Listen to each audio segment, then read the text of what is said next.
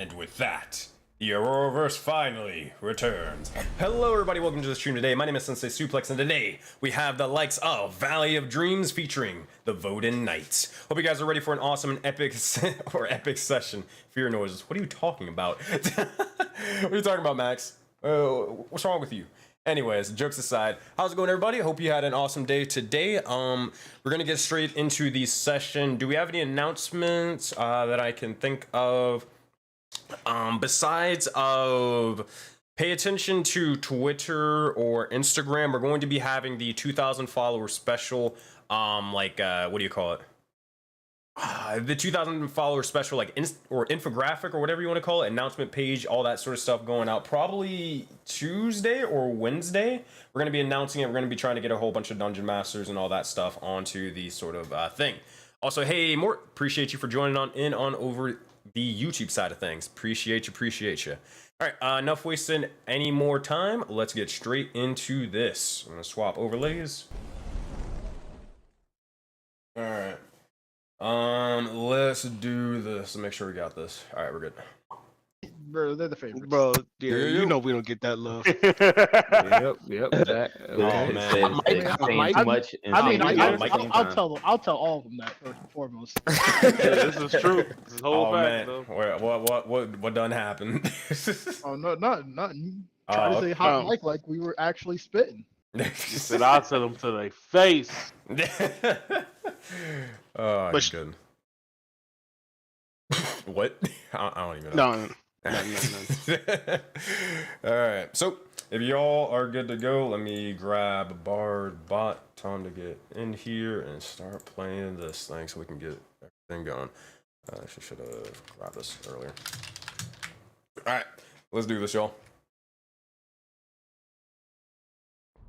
So, if I could have each and every one of you all gather around the table and let me tell you all a Voden fable. Gather around for the tale of these survivors.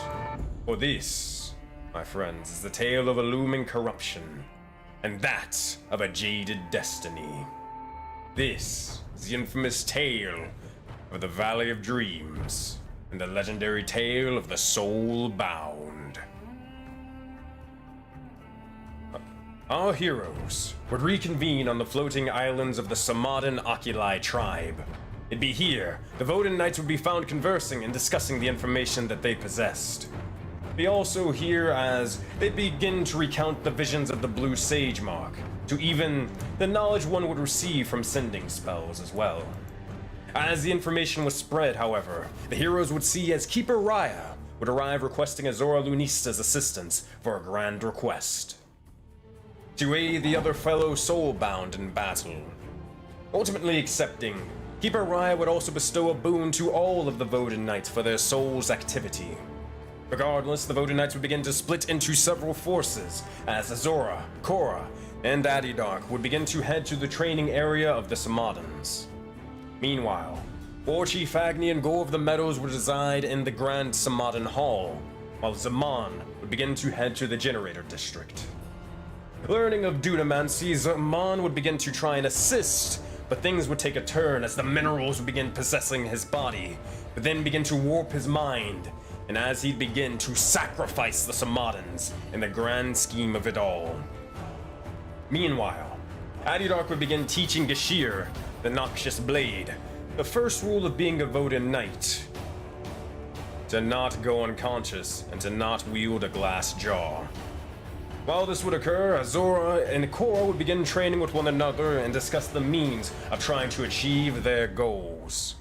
However, Azora would turn to other means, resorting to contacting Ral Rakar, all while Korra would begin to try to learn of her past and regain her psionics through force. What will happen to all of the knights before the Grand Tsamadan Feast? Well, we will see in Session 22 of Valley of Dreams. Now that, my friends, we pick back up exactly where we left off. Oh boy, goodness gracious. We're going to start all the way over with Zaman. Alright, listen to this. We're gonna grab this. Map should change. There we go. So, as we look over, we see as... Actually, hold on, let me grab this. This is gonna be fun. As we look over, we see as Zaman is in the process of siphoning and almost using all the bits of purple electricity and also trying to control the likes of this generator. However, as they did so, they would strike out towards the Tsamadan as they'd all begin to fall into a sort of heap, a sort of mess. As they began to do so, you'd see as the owl mask Tsamadan will begin to look over. You'd see as their eyes begin to shine green for a moment. Regardless, as they begin to take a step back, watching this all occur, multiple Tsamadan individuals begin to start swarming over towards Zaman, looking over towards him.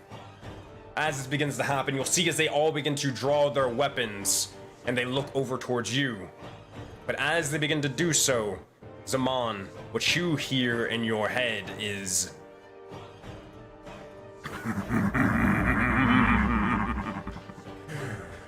More power, more fuel. Besides, all they're going to do is get in the way. They're willing to sacrifice themselves for this island. No one will know the difference. Take their lives. Kill them, torture them, I do not care. Figure it out. And with that, Zaman, as you begin to try to will yourself and begin to almost utilize any bits of sort of force or any sort of control in your body that you can, it seems to all be controlled by the minerals around. You look over, and you see as they're still approaching, trying to restrain and trying to take your life. And with that, Zaman, your soul is shackled, and the time for battle is now. However, Voden Knights, I have a thing for you. Now, I've done this before, but one of you might appreciate this a little bit more than the other. I'm not going to just have you sit around and do nothing while Zaman fights these individuals. If you all look over towards each and every one of these warriors, you'll see that you have access to their character sheets. You may pick an individual, one of these warriors, and with that, it is your job to do nothing but make sure Zaman is either killed or restrained. That is your number one goal, that is your only job, and that is what you must do. With that, here's what we're going to do. If there's anybody who, for whatever reason, or actually, never mind, we're good with that. So, here's what it is. Warrior 1, this is going to be you, Sean. Make sure, and if you ever have any questions on who is who, don't worry, I got you.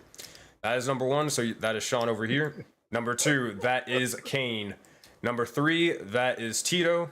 Number 4, that is Daryl. And number 5, over here, that is you. All right, everybody clear on who's who? Yep. Easy peasy. All right. And with that, all right, everybody's able to, like, everyone else is able to access the character sheet, correct? By double clicking on them. Wait, I can move all of them. I don't know why you can move all of them. Make sure you don't have them all highlighted. I do. Okay. Yeah, that was my problem too. Yep, all y'all got the same highlighted. Look at y'all. Yeah, nah, I just got number 2 now. All right, you're moving back. Here, I'll move back where you guys had it. Oop. And them, and them, and over here. Oop, too far. There you go. All right, good enough. So, with that, pause this. Let's do this. I'm going to drag everybody into initiative, and I'm going to remove the Inquisitor. Your job is not to restrain the Inquisitor. You guys at least know that. All right, if you all look over towards the top right of your screens, click the sword icon, and you will see as you can roll it. I'll roll initiative from there. All right.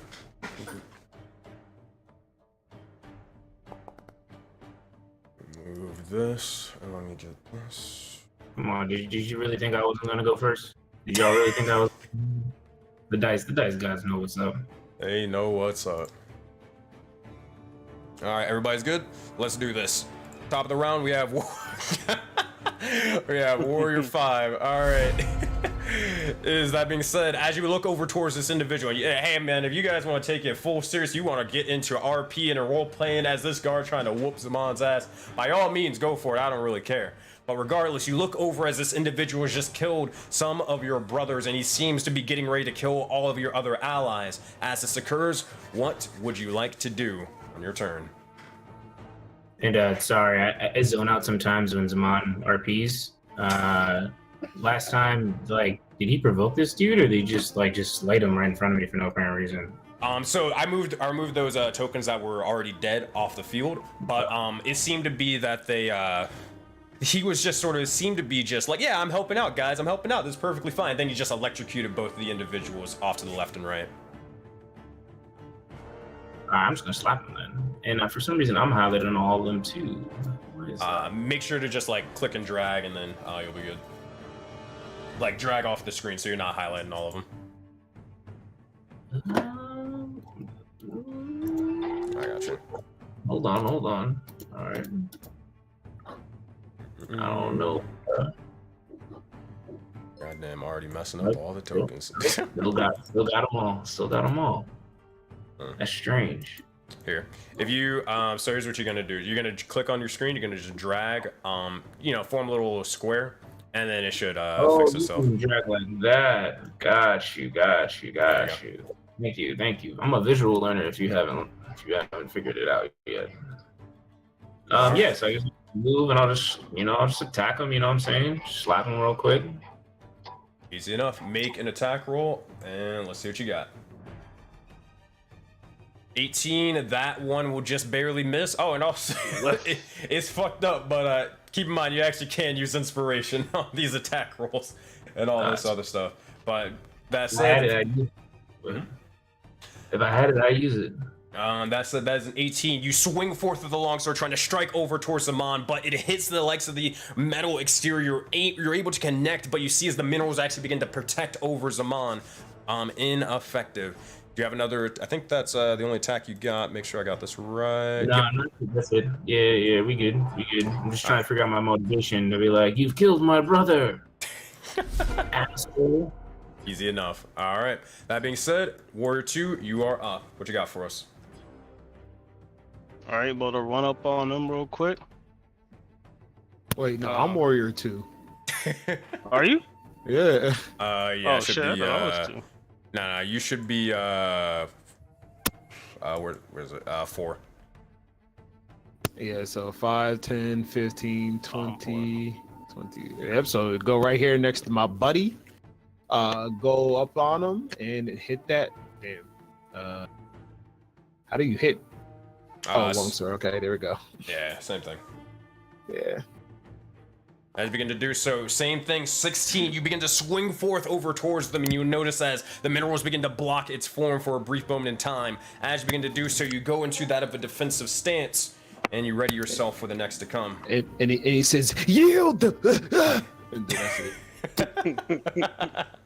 Alright, easy enough. As you do, Warrior 1, that is Sean. What you got for us? For the Crusty Alright. Oh no! That is a natural 20. 9 points of damage over towards him. As it begins to Definitely about to lean into this shit. Lean in, folks. Lean into it. Hey man, this is your one opportunity to beat the shit out of Zaman with no consequences, bro. So with a natural 20, what does the sword strike look like? I stab him in the dick. Damn. As you do, you look over and Zaman, you kind of have to like back out of the way as he nearly just slices over towards that area. You almost nearly begin to almost get your entire leg chopped off, but with that, you're able to, or you draw definitely a bit of blood, and with that, that is your turn. I'm gonna use my reaction because I'm gonna use my reaction to that. Go ahead. Yeah, I'm gonna use my reaction to reduce the attack. So he has to make a Constitution saving throw. You got it. Constitution saving throw. 15. So that's As a fail. All right. What happens when they fail? On a failure? Hold on. On a failure, it makes attacks with disadvantage, and their attacks they'll have damage until the end of my next turn. Got it. As this begins to happen, you see as the bits of their metal on their longsword begins to slowly start rusting over and corroding, and as it begins to do so, they are marked with that. That is your turn, correct? That was a reaction. But... Well, no, not Zaman. Sean's turn. I spit on Zaman. That's my turn. Easy enough. All right, we got Tito over here. What you got for us? I'm gonna play appropriately, like I would. He moves 20 feet over here, and he, of course, shoots an arrow and a longbow. Easy enough. As you begin to knock the arrow back, you fire it forth towards Zaman. Let's see what you got. And 14. oh, that was awful. Not gonna do it. You try to aim forth for a brief second, but as you do, you're having a little bit of trouble not aiming and hitting the Samadans in the process and trying to aim towards Zaman. That bit of hesitation fires the arrow past, and it's no effect. That your turn? He huddles behind the rock and he yells out, "Die!" I don't even know what he said, but oh well. All right. It was Die Wombat to be exact. All right. With that being said, we go next in the initiative. Daryl, what would you like to do? All right, so he's gonna bum rush all the way over here. Oh man, I'm moving niggas. Hold on. There you go. Should be good now.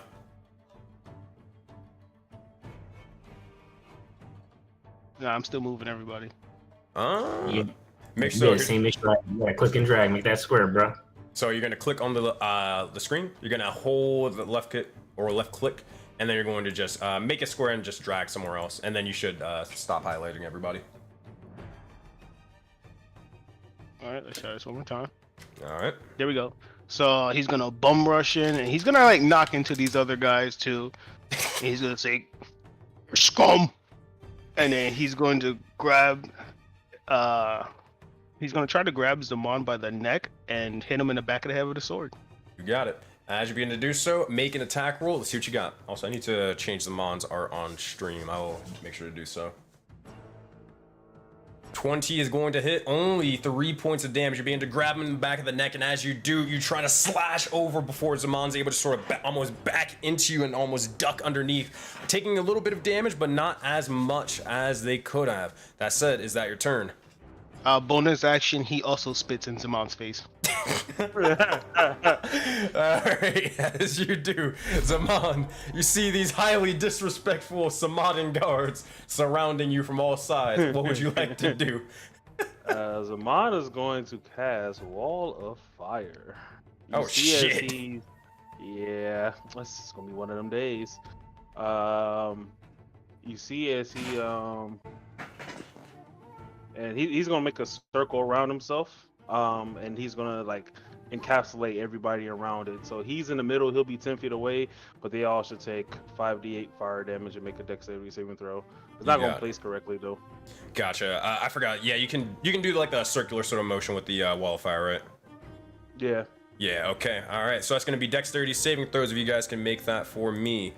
Let me close out of this because I don't need to make them. All right. Each. Natural 20, and that's gonna be a 10, and then that's everybody who's gonna have to make it, right? Everybody but the one who was at range. All right, you got it. That's gonna be. See, it's the one respectful Tsamadan warrior. And we're gonna need one from Warrior 4. We're gonna need one from Daryl. Doing it right now. Got you. All right, let me move this template. Bam, bam, bam.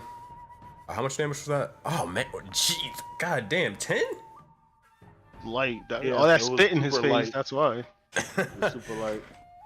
All right, so that's gonna be an 11. That will fail for a total of 5 points of damage. That's going to be for Warrior 2. That's going to be a 3. That will fail for a total of 10 points of damage. You already did it. Warrior 1, that's a fail. That's going to be 10 points of damage. And then Warrior 5, that's a nat 20. You're going to take 5 points of damage. So what does this look like as you're kind of casting the wall of flames and they're circling around, burning into our enemies? You see, as they all come to attack him, the minerals just erupt into like fire and completely encompasses the area. So just so you know, this warrior, he'll have disadvantage on ranged attacks. You got it. Because it's like the field is like the fire is blocking the vision. All right, that being said, Zaman, is that your turn? Oh yeah, it's in his turn. All right, next up in initiative, we have Warrior 5. That's going to be you, V. What would you got? Or what do you got for us? After acrobatically dodging the flame and only getting singed on his foot, he then leaps forward to attack him yet again with his long sword, this time saying, like, for real, you definitely killed my brother, bro. As you do, make an attack roll for us. I'm on Warrior 3. I'm on Warrior 3 again. Yeah, it doesn't matter. They all have the same stat block. But I don't have control of that one. Why is it not letting me? Oh. This one over here. Struggle bus. Damn. Struggling too much, bro. Struggling too much. Badly missed, bro. Badly missed. Not one. With that, he stumbles into Zaman and just is prone at his feet, just cowered in fear. That emotional health. He didn't grieve properly over his brother, and now it's crushed him. I love how you guys are giving them the narrative. As you are doing so, I'm gonna put you as prone. That is going to be your turn. Next up in initiative, we have. We're gonna look over towards Warrior 2. 1 second to say. He takes 5d8 because he ended his turn within the wall of fire. You got it. All right. That's gonna. Does he still makes a dexterity saving throw, right? Still a dex save. Yep. All right. Make a dex save. I need to take that spell. It's at a disadvantage because he's prone, right? Dead ass though. Like you couldn't like put that shit like more clear on the screen. I thought that was just a blast, not a lasting, everlasting shit, bro. I got you. Template is what template is. It's gonna be like around you guys, right? I'm tired of taking this shit from some dude in Wisconsin that don't even ever be on camera. With that's going to be a 6. That's going to be a full 23 points of damage. And with that, as you begin to fall down towards Zaman, immediately falling prone and watching as the flames begin to slowly incinerate you, what are your final words, Warrior 5? If only you knew my brother and tasted his blueberry muffin on Sunday. As you do. Kane, I believe you are up. What you got for us? You see number 2 sees his brethren fall. He's like, revenge! And then he does a jumping, slashing attack and clearly misses. You got it. All right. As it begins to happen, it swings and a miss, and you're not able to strike into Zaman. But Warrior 1, let's see what happens. Good What's Lord. the DC? Oh, it don't matter. Even half of them did, 16. so it don't even matter. Doesn't even matter. All right, what's your final words, Warrior 2? His final words is. As this begins to happen, Warrior 1, you see as all of your brethren are falling left and right. What would you like to say or do? I would grapple him. Okay. Drag him into his own fire. 21. You got it. All right, so make an athletics check. Make an athletics check or an acrobatics. 18 is not going to do it. Warrior 1, you're able to grab and restrain Zaman. Or would you like to pull him into the fire? Move him to pull him into the fire. You got it. As you begin to do so, you pull Zaman over and into the flames, and as you do, you're gonna take a bit of damage. Are you tossing him in, or are you just just bringing him in while grappling him? I push him into the fire. You got it. All right. With that said, Zaman, make a dexterity saving throw. He'll have to make it too. He's gonna make it at the end of his turn. Copy. You would mention that little technical detail, wouldn't you? That's a pass. 17, so that's going to be a total of 10 points of damage over towards you. As you begin to slowly get pushed into your own flames, you begin to stumble about and back, and as you do, you look over and you see as still the individual, the flames aren't really, or his skin isn't as flame resistant compared to yours. And with that, Warrior 1, what are you? Wait, actually, hold on, 21 points of damage. You do fail. You take half damage, so 10 points of damage. You are still up, barely. All right. Oh, I failed. I got a 12. My deck save. Yeah, you failed, but oh, you failed. Never mind, I'm stupid. 21 points of damage. What are your final words as you are taken by the likes of these flames? I gave him the middle finger. You got it. Easy enough. As you begin to do so, you look over and Warrior 4. It is, or actually not Warrior 4, Warrior 3. It is your turn. You look over and it seems to be the flames are slowly burning each and every one of your brethren alive. What would you like to do? I can't even. He runs over and screams, "Revenge!" And since he dashed, he forgot he couldn't use another action. Did you run through the fire? Yeah. I mean, he will take it twice because he ran into the circle and out the circle. Make a dexterity save and throw.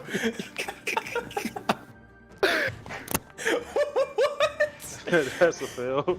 Alright, 15 points of damage. Just like Gore, you haven't taken any damage in the fight just yet, besides only dealing damage to yourself. Well, he took it. He took it twice, Sensei, because he ran into the circle and then out of the circle. But this is the funnier narrative. Alright. Make another dexterity save and throw. You already did 14. Yeah, it's 14. Yeah. Another 15 points of damage. What are your final words as you basically just run through the flames and die? He gets ready to say another word, and he was like, and he just spits. So much spit, bro. You guys are fucking camels. Alright, as you look over. This the Tsamadan way. As you begin to do so, you look over and you see as the individual just collapses into your arm, just burning alive. You begin to sort of toss their body onto the ground, or as you do, however you want to. But with that, Warrior 4, you are the only remaining survivor. What would you like to do? Bonus action, I would like to spit in his face. All right, and then from an action, I'm going to run through this fire. I'm gonna need a ranged attack for that one. Yeah, I'm gonna need a range. Actually, here. Make a dexterity check, bro. Okay, cool. Dexterity check, say less. All right. 11. Okay, so clearly hit the fire. In his face. The flames. So he wipes the spit off, and then he runs in, and as he's running in, he said, "Finally, you finally get the best." And he's gonna run through the fire, through the blood and all the guts and stuff that his fellow people were there, and he's gonna lean into Zaman and say, "Through this heat, I still got that hot and ready for you, and I'm not talking about Caesars." And then he is going to attack with the blade. And of course he misses. Perfect. And with that, make a dexterity save and throw. Dex save. Oh my god. Rolling hot, yo. I'm saving, bro. I'm saving, so don't even bother. Oh, Look what I'm about to drop. That's a 9. All right, and with that, you take 29 points of damage. And hey, Warrior 4, I hate to break it to you, bro, but you dead. What are your final words? You still a bitch. And then he dies. And as this begins to happen, you see as all of the warriors have been slain. You look over towards each and every one of them, and you see as their lifeless bodies are still slumping onto the ground, but it seems to be that they can still be useful for the likes of this generator. Zaman, as combat begins to end, what would you like to do? Or what do you say or do in this moment in time? As you just see as the Inquisitor is just looking over at you, kind of arms folded, just watching this entire display, and it's in their own bit of amusement. Am I still like feeling like I'm being controlled by the By the minerals? Let's see. Make a charisma saving throw.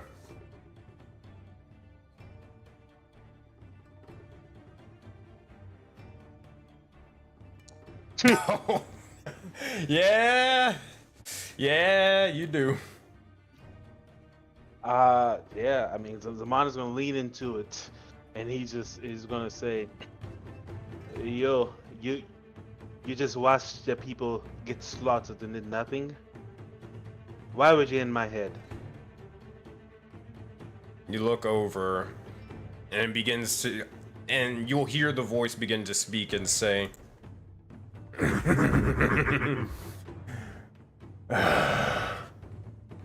"These individuals, they were willing to sacrifice themselves anyways. All we're doing is speeding up the cause, and also learning a bit of information. Look at this place. Look at the lightning, how unstable it is. This is a death sentence for both of us, as well as all the individuals in this room. With this, at least it can finally be solved. The means may be difficult, but you can't argue with the results. Use their life essence while it's still here." And Zaman would do just that. He will say, "There's no point in wasting it." Now you understand. Besides, if I'm wrong, then... I'll let you see exactly what's behind the mask. If I'm wrong. Sounds like a deal. And with that, Zaman, what would you be doing then? He is going to he's gonna drop the wall of fire, recenter himself, and then use the excess energy coming off the generator to siphon it through all the bodies he just slaughtered to try to dissipate it. As you begin to do so, you begin to use the bits of the life essence, kind of channeling that little purple electricity from before. As you begin to do so, you see the sort of coagulating, the surging of lightning begin to form amongst the ground, amongst the sort of walls, and then eventually over towards your hands. They begin to collect over from the bodies themselves, and as you begin to do so, you begin to almost will the lightning forth as it begins to strike into the generator. You see as it begins to, or the gears and the cogwheels begin to slowly start turning rapidly and wildly for a brief moment in time, and as it begins to do so, you feel the electricity pulsing before your very hand, before you motion it towards all of the fading lives, the fading bodies of these individuals at your feet. One by one, striking into them, you see as the generator begins to start almost humming with this strange sort of almost violent sensation. And as it begins to do so, you see as each and every one of the bodies are slowly consumed like before. With that, cogwheels begin to continue spinning, spinning, spinning. They stabilize at a normal speed for a moment. And you look over and you see as these individual pieces amongst the likes of this entire sort of establishment, this entire building, they begin to slowly change from that of a red light to that of a green. With that, the entire generator, this entire sort of structure begins to slowly start spinning and surging. That seems to be working for now. But you're not sure for how long or if there's any problems or issues with it. Copy. He would, after doing that, he would examine the generator to understand how it works and to see why it went out of control initially. You see as you look over towards it, it seems to have bits of brunt force, bits of the arcane also overcharged into it. Make an Arcana check for me, Zaman.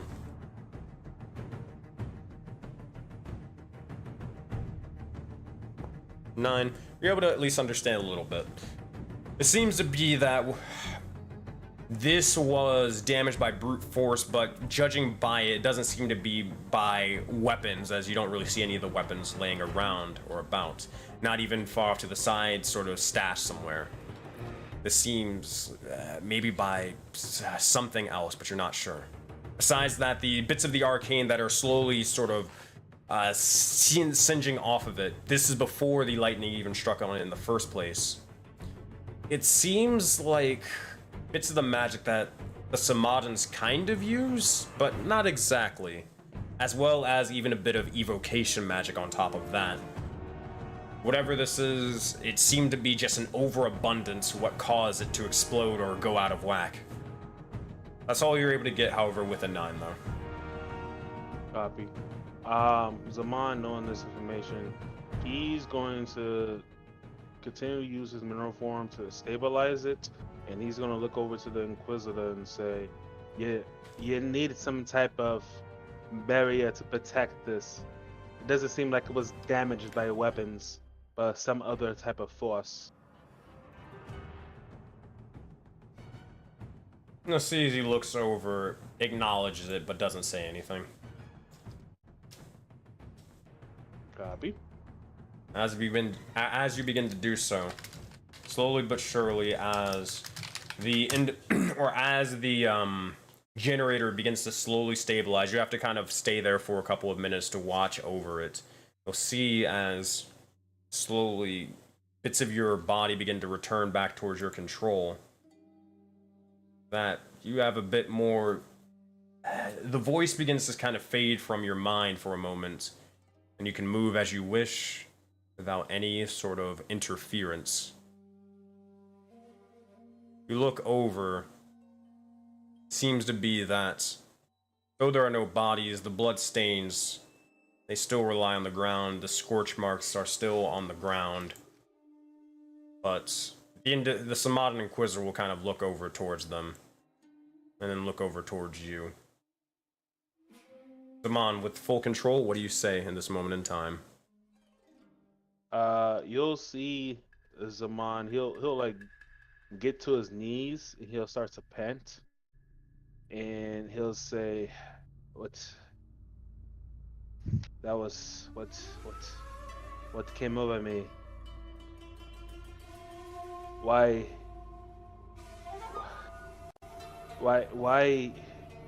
would you allow this to happen? Are you with that thing inside me? Caesar begins to look over, or look down towards all the bodies, then kind of look over towards you. And as you begin to mention this, you'll see as he nods.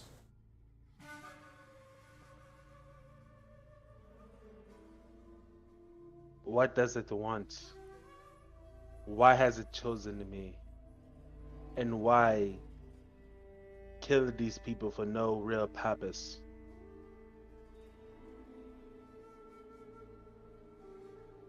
You'll see as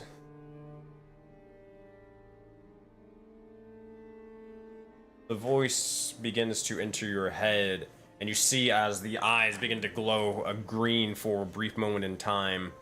He's make an insight check for me.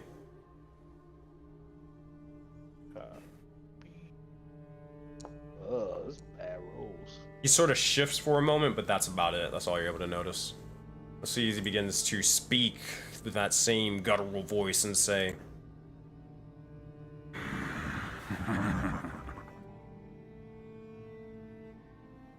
It's simple.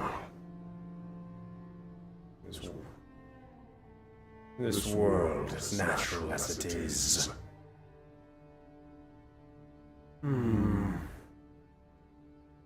It is not fit enough. It is not strong enough. You must be ready. These individuals going to throw their lives away. They were smart enough to figure it out for themselves. But doesn't matter now. This natural world, we look around it and it is weak. But what of metal? What of machination? What of minerals? Minerals that could be controlled. This inspires us.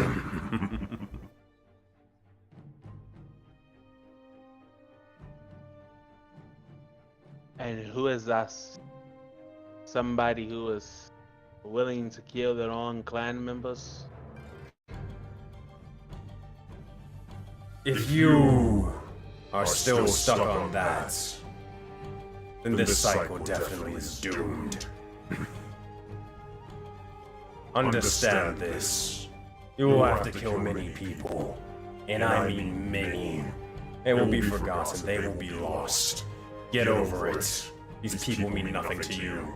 Don't mourn their deaths. And even if they did, be saving thousands of lives later. Don't act like you care.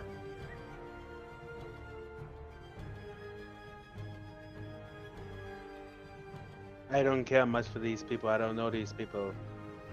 But to destroy your own clan is something that I cannot respect. This is your blood. Oh. This. My clan. No. These individuals have no relation to me. Besides, this vessel means nothing to me. It will do for the time. But they understand what is going on, at least. They know the situation you both are in.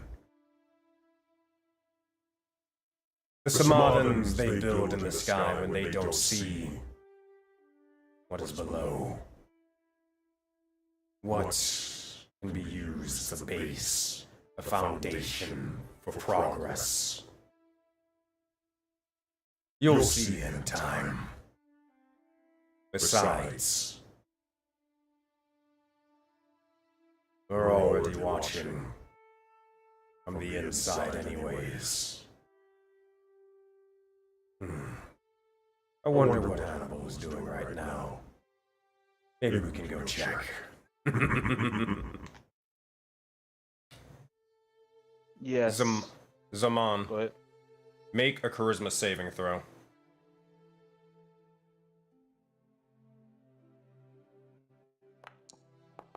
A 5. For a brief moment, your vision begins to slowly is slowly taken over, and you see and find yourself in a pen of the sorts. Sort of animal pen.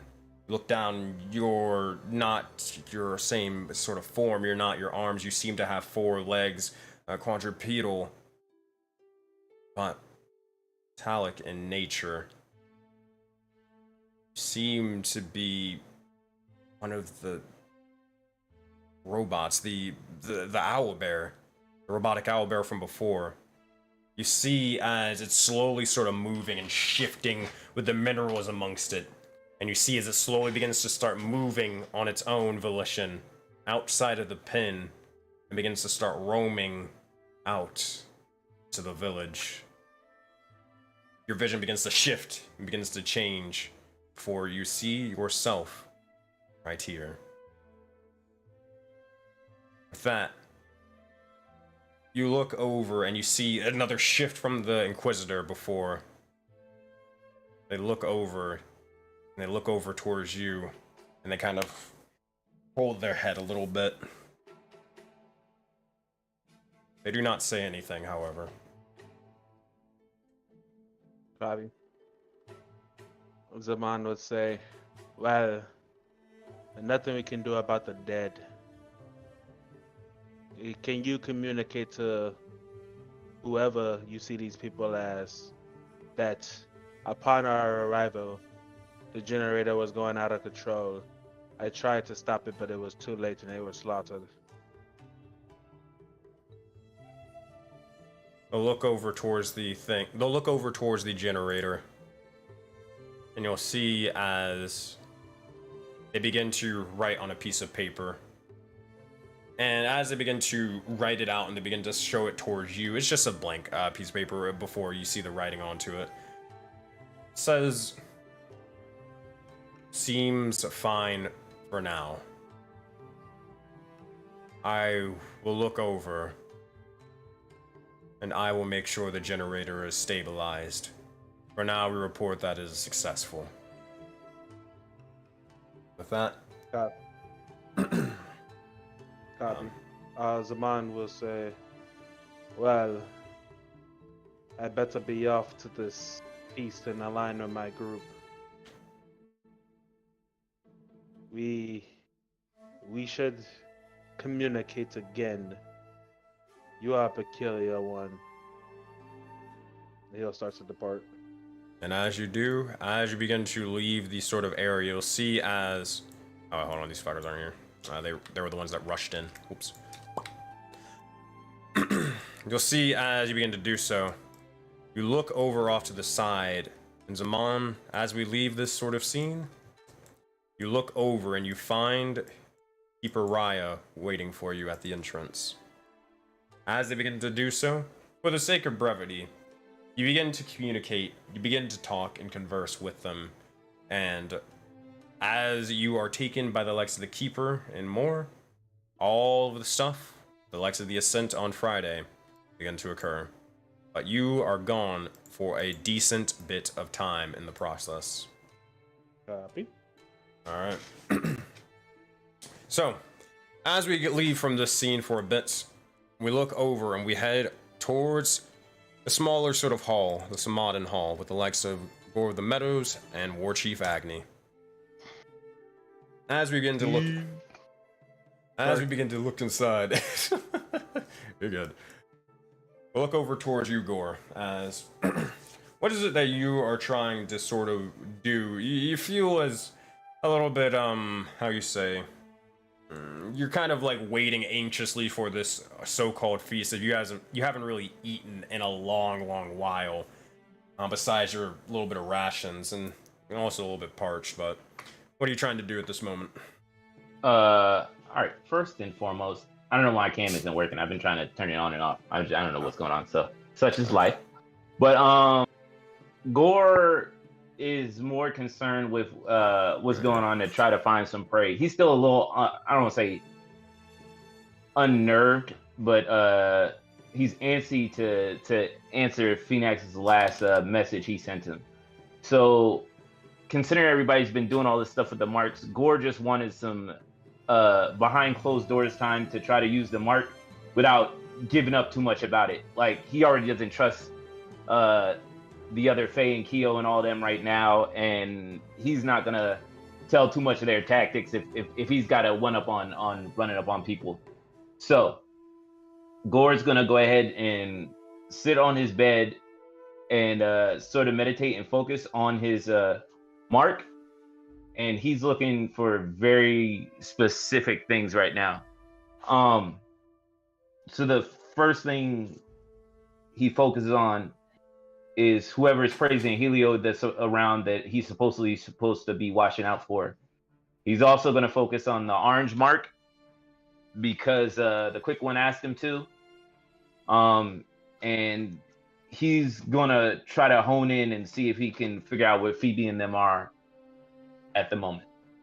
Okay. But make sure I got that in that order. So, first things first, which is, make sure I got this right. That is the Heliod worshiper, correct, or no? That is correct. That is first and foremost. So he has to do that. Make sure I got this right. There aren't any... Okay. So as you begin to try to look for the Heliod worshiper, your mark will begin to slowly activate, and as it begins to start spiraling for bits, you almost begin to get almost hypnotized from it as it begins to start spinning and spinning and spinning. Your eyes shine blue, but you look around and about. Your vision begins to almost turn to that of a eagle sort of sight. It seems to be that you cannot locate this individual with this mark. Your vision begins to slowly shift and return, but this mark is not capable of such a function. That being said, who is the next individual you try to seek? The next is the orange mark. He just uses whatever knowledge that they told him about the mark to try to focus on whatever this other mark is that he hasn't seen yet. As you begin to do so, you see as begins to do so once more. You look around and about. It seems to be that Mark still begins to be aimless. Does not seem to find anything. Begins to return. Looking over at it, I'm going to start questioning. All right, so what the heck can this thing do? It might not be able to find individuals that maybe don't possess a mark. It might not be able to find individuals that have a mark, but that have this orange mark or whatever.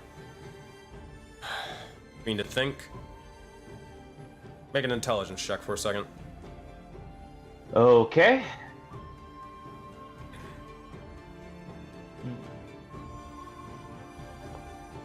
Eight. Weird trickery. Maybe Finax can help. So maybe something's getting in the way. Either that, or maybe this thing is only capable of seeing those three individuals that you saw before. Not entirely sure. But you try to find the individuals again over with Phoebe.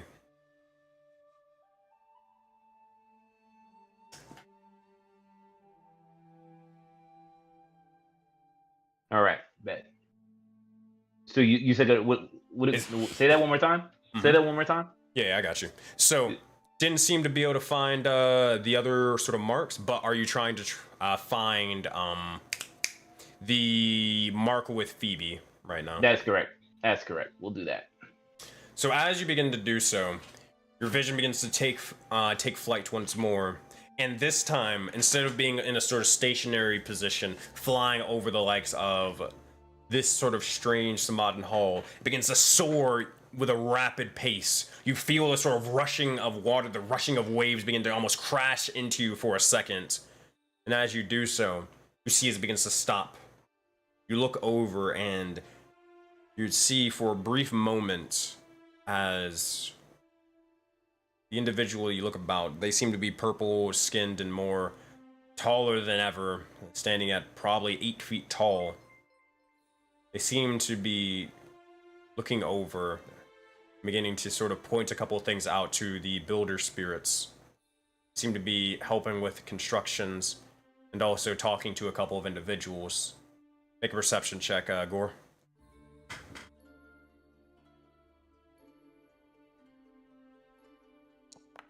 Natural 20.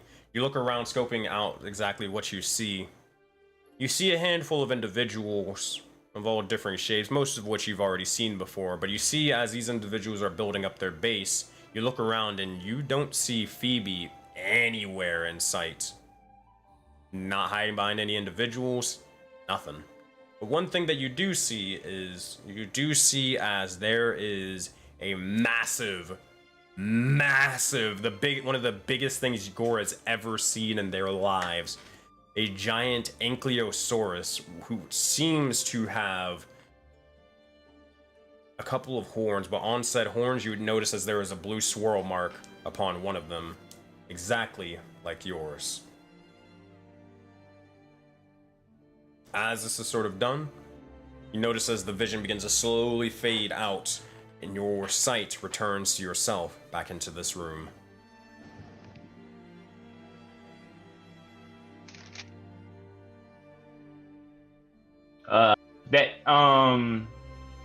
Yeah, so I guess Gore would just sit and just wonder, because like I guess he's sort of seen them before, so it's not the first time he's seen them.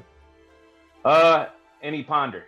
I guess what he do. And I think Gore would be frustrated enough if he go and he try to get a drink at this point. So Gore's trying to get a drink. All right, as you do, you look over and, for the sake of brevity, do you just ask a couple people where's like a nearby bar or anything like that?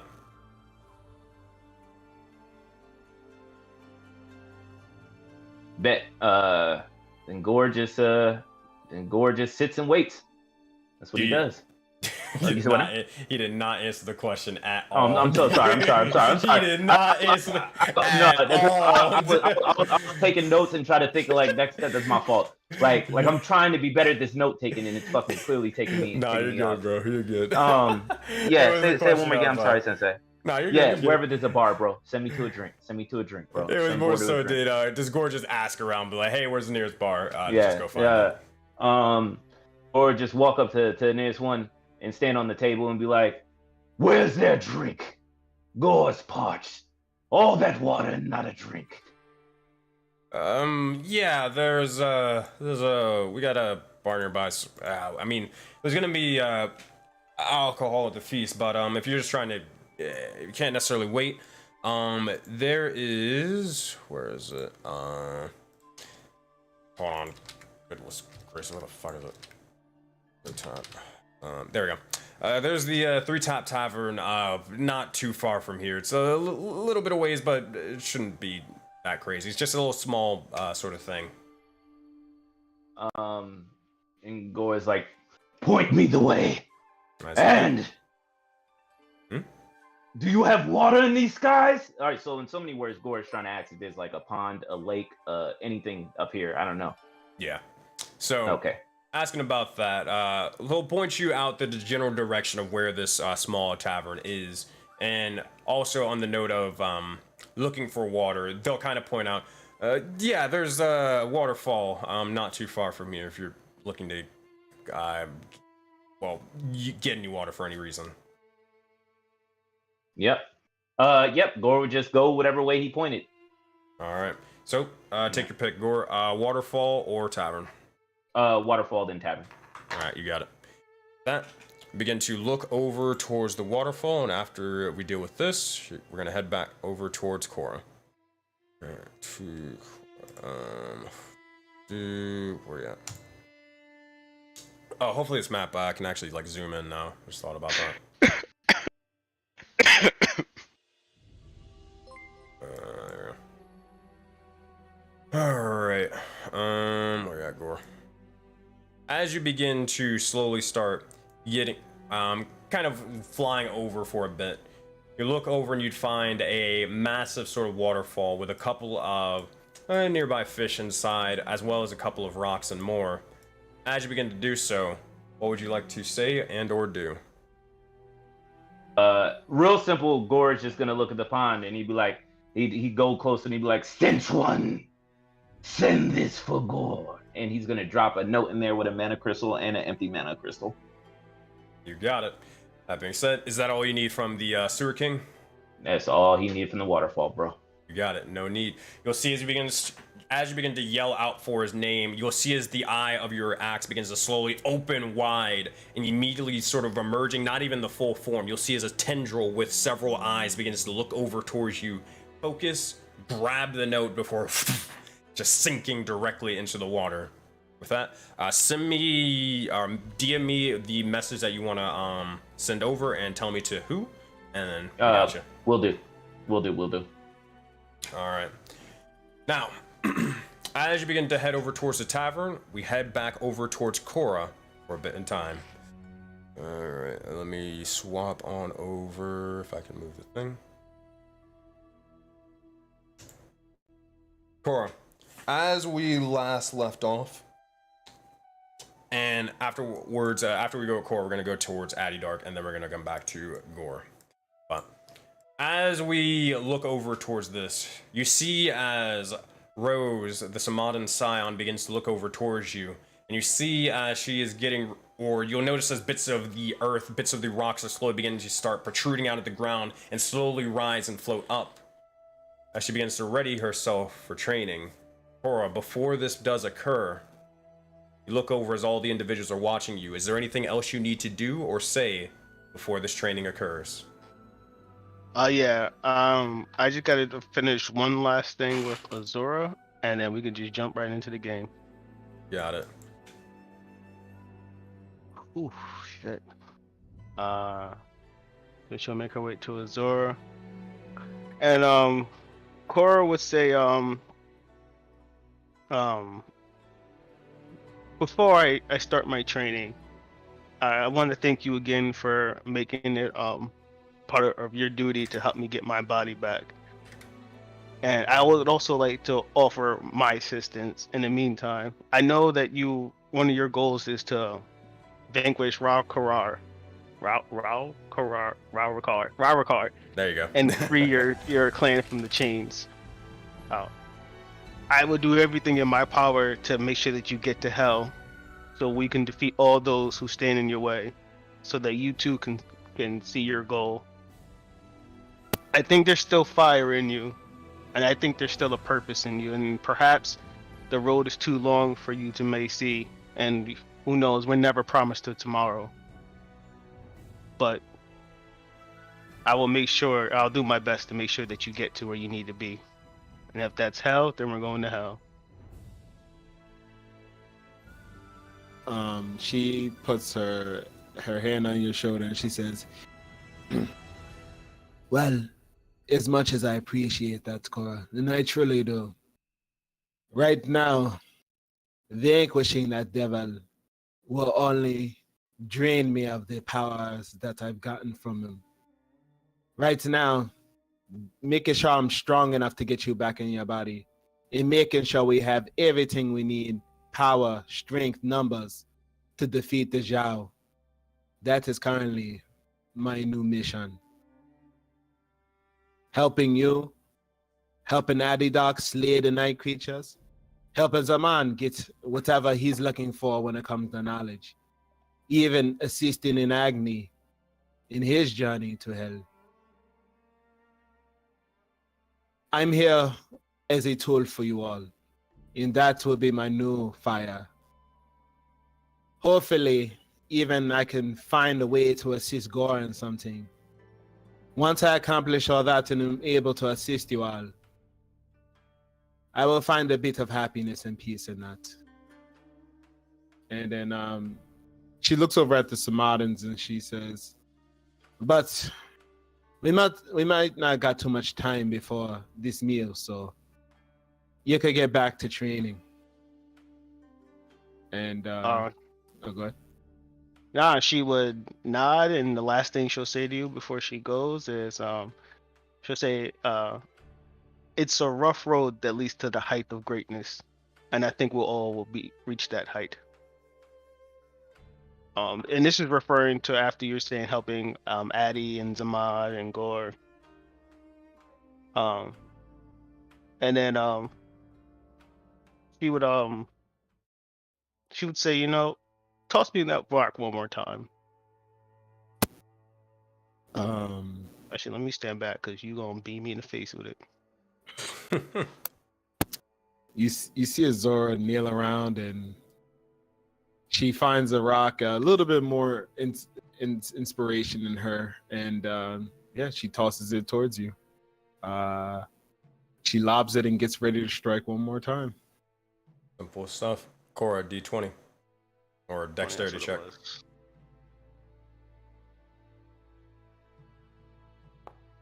At 20. 21. You hit that shit. I need that. 17. That's good for me.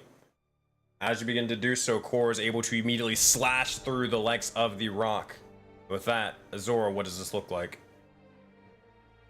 So you see as she feels a bit more inspired after that, she tosses Cora the rock. As soon as it slaps, she watches it, and you see a bit of her eye glasses over with that icy notion that you've seen far too many times at this point, Cora. As she begins to put her hand on the hilt of her blade, and for but a split moment, you just hear the sword come out of the sheath, but you never see it, and then it's back inside. And with that, you see as all of the bits of the rock pieces begin to slowly freeze over before they drop to the ground, shattering into pieces. Look over. Both seem to be as strong as ever. Or anything you say or do, Cora? No, she would just look at her as in she sees the strength, like that, that nod where, when you acknowledge somebody, like you're walking down the street and you see another black person, you do that nod, you acknowledge each other. And she'll start to head her way down. And before she does this, knowing what she's about to get into, she just closes her eyes really quickly. And because she knows this is going to be a tough thing that she has to deal with, because it's been a long time. She's actually going to talk to her god just really quickly, and she's going to ask Rose to please gift her and bless her with the things that are going to come. She will also say that I need your strength and your guidance to help me achieve what I need to achieve. And as she says that, she's going to cast damn, I forgot what the word was. Is it bless? No, enhance ability. Enhance ability. You got it. As you begin to do so, I will say this. Instead of enhance ability, I'm gonna help you out even more. You will see as you begin to say the prayer towards the likes of Iroas for a brief moment. Notice that as your entire form begins to start glowing and shining with a bit of divine radiance for a second. In a moment, you see as your reaction is sort of quickened, your strength begins to grow for a moment. And you gain something that'll help you out a little bit more for this encounter to ensure your victory. You gain the likes of Bless. However, for the sakes of this, we'll see. I need you to roll a quick, for you, yeah, your cleric, make a wisdom check with advantage.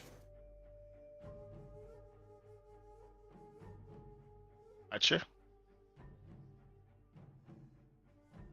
I think it's all, yeah. Yeah. And one more time because you got advantage. 14. Ugh. Is that your final roll? D4, right? Say it again. I was saying Oh, D4. No, Do I not get to the- this. Not to this. Oh, I thought you said Bless was on it or something. Core does Yeah. have inspo though. Yeah, From I'm chat. gonna use my inspo. Go for it. You have advantage again whenever you use inspo. I'm not. Come on, don't do me like this, bro. Come on. Oh man. You know what they, You got you know one what more they say time. about dice. You got You one know more what time, they say bro. about dice. They want what they want. Come on, Oh, give me 21, 20. I'll take that. 20 is good enough for me. As this begins to happen, you see as the bless begins to take your form, and you see as for a brief moment you're typically used to concentrating, you're typically used to focusing and maintaining the spell. However, for this, it seems almost effortless. Your mind is focused on the battle and the victory ahead. Cora, for the sakes of this encounter, you have Bless onto you, and you do not need to maintain concentration on it. Meaning, you can cast another spell that has concentration, or you do not also have to make concentration checks if you ever get hit. It is just permanently on you until you decide to cut it off. Make sense? Wait. Okay. So just real quick question: why would I take it off? I don't know. I hope you wouldn't. Okay. I just want to I make don't know, sure. unless you're like, bro, I don't know. I gotta make this a fair fight. I'm gonna, drop Bless. I don't fucking know. Players do wacky shit. Okay. So do I still? So it's pointless to use enhance ability then. For this, it would be pointless. And Okay, cool. that's just Iroas is helping you out here to kind of yeah. Cool. You'll see why. All right. So she makes her way back down. All right, let me mark the she spell was- slot. Go ahead. I don't think we introduced each other. So she will say, hello, my name is Cora of the Voden Knights. Well, you did roughly introduce yourselves. That's how you got her name, Rose, and everything. So. Oh, cool. Yeah, you're good. So you will see as Rose will, as you kind of like walk back, she will notice and nod towards you and say, "So, are you ready to see if you can regain what is supposedly yours of the past?" I am. Well, and I'm willing to do whatever it takes to regain. that said, I give you a choice, like I give everyone, all of the people I train, choice. This is... If you are willing to give everything, I do not wish to draw blood, but... Do you want me to not hold back? As she looks around, and then she will say, "It seems like you didn't hold back against these. I don't see why you would against me." So she looks over towards you. Basically, telling her it's kind of Yeah. up to you. Yeah. She'll kind of smirk, and she'll say, "Very well." You'll see as her eyes begin to shine green for a moment, and you'll notice as each of the individuals begin to slowly, their eyes will begin to glow green before they all begin to start backing up. You'll see as she nods, as all the individuals give you space. And as they do, this individual will begin to back up, kind of over towards where Zora is, but giving you as much plenty of space as you need. You'll see as Rose will begin to walk over, and you both will begin to look over towards one another. She'll sit down onto the ground for a moment, the rocks sort of floating amongst her form, almost like as sentinels, almost like shields for a second. Crisscross will look over towards you and say, "Very well. We shall begin." And you'll notice that she begins to slowly levitate off the ground in this sort of crisscross manner. And with that, Cora, it's time. Cora, your soul is shackled, and the time for battle is now. Cora, I'm gonna need you to roll for initiative, my friend. Okay. Alright, here we go, here we go.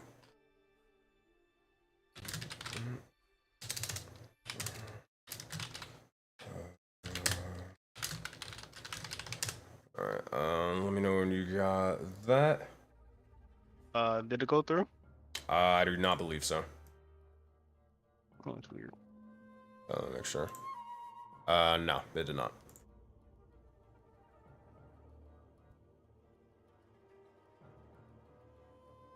I don't know why I'm clicking the two swords. For some reason, it's not. I don't know why it fucking shows that. It's weird. So I'm using their stat block. By the way, it shows Mind Flayer down below because I use using them as their base stat block before I edited it. So no, they're not a Mind Flayer. Here. Yeah, I'm clicking the initiative button, but for some reason it's not going through. Did it go through now? Yeah. Alright, there we go. Alright, so it's going to be an 18 versus a 16 core. You will receive initiative first. With that, as you look over towards the individual as they begin to start floating up in the air, you receive your turn. What you got for us? She's gonna start with a bonus action of her spiritual weapon. Alrighty, I will grab that. As you begin to do so, you may make your attack roll over towards her as you begin to summon the spiritual hammer of Iroas. Okay. Click. E. Also, don't forget to target them. Yeah. The target, and here comes the pain.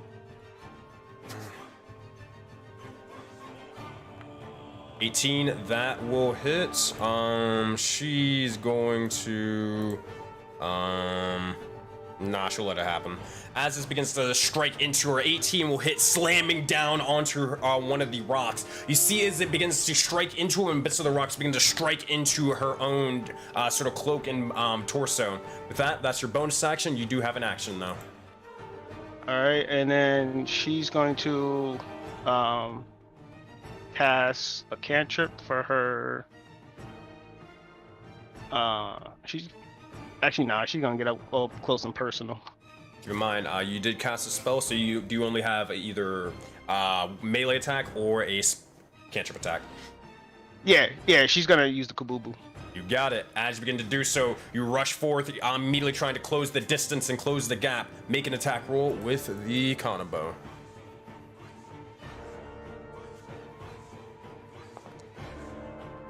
That one. You see, as you begin to rush over, immediately you swing forth, and you notice as one of the rocks begin to immediately form in front of your face. You strike down into it, and you almost completely go blind from the debris. Cora, that is your action. That is your bonus action. That is your movement.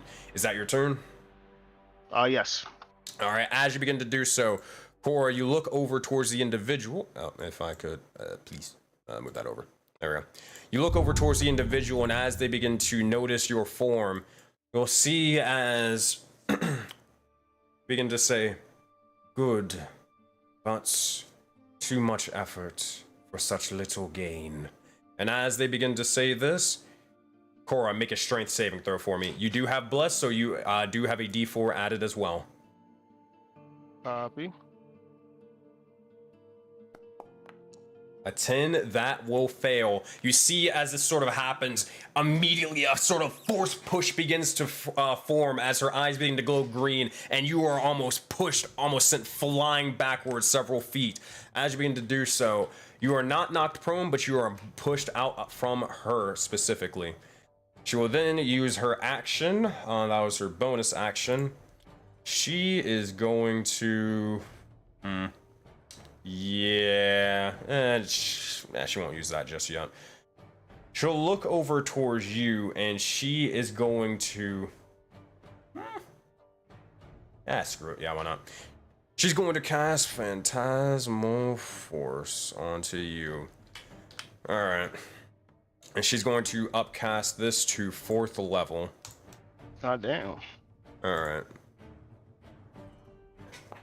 It's not rolling all the d6. Alright, that should be 4d6. Make sure I got this right. Each round of the turn. Blah, blah, blah, blah. No. I guess not. Alright, as this begins to happen, you look over, and Cora, you find yourself in a sort of strange world. You look around and about, but you see as multiple individuals are almost looking over towards you. You see as several spirits are looking over towards you. You see as they begin to start almost circling around. Before you begin to blink, you begin to sort of get a hold of your senses, and with that, you're able to succeed for this moment in time. You look over, and it seems to be... She sort of nods and begins to sort of back up for a bit. As she begins to do so, you will see as you begin to, or she gets out of your attack range for a brief moment. You can take an attack of opportunity if you wish with the hammer. Sure I will. All right, she's going to fly up, not 20 feet. She's going to fly up about 10 feet. She's going to fly back a couple of feet as well. Where is her thingy? There we go. Kabubu, there we are.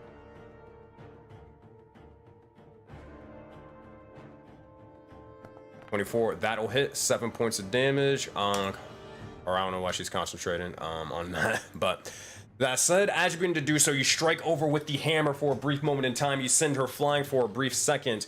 As you do, you see as the hammer itself, you notice as something is glowing amongst it, even brighter than ever. You see that symbol of Auroraverse. And with that, Cora, you look over towards it, almost getting lost into it for a brief second, or make your highest saving throw for me. Okay. What is it? Should be wisdom for you. Wisdom. So I'll do wisdom. 26. Let's go, man. That's what we like to see. And with that, Cora, for just a brief second, you see visions begin to immediately start playing before you for a moment in time.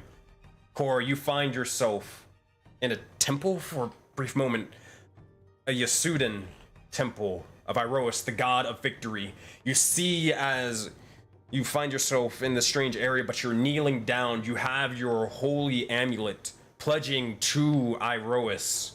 You see as there are several other warriors there, all sort of having these strange sort of red eyes left and right, with these strange markings amongst it.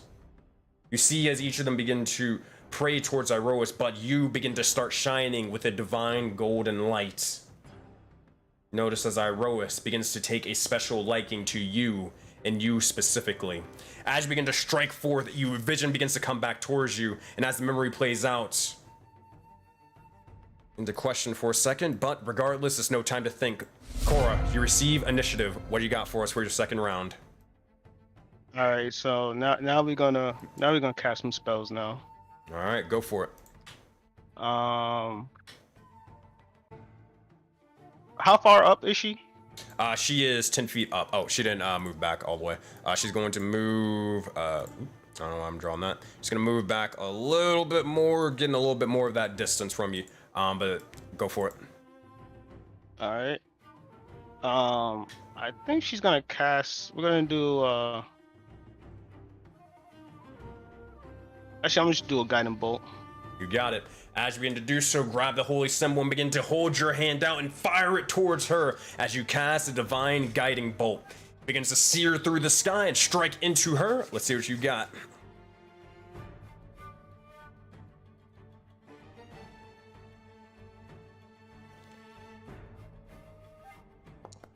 Ooh, nat one. You see as you begin to try to fire it off towards her, you see as she begins to just almost force push it by moving her sort of eyes and sending it flying directly into the ground.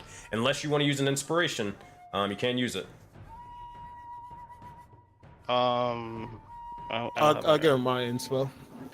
All right. That said, re-roll it. All right, let's do this again.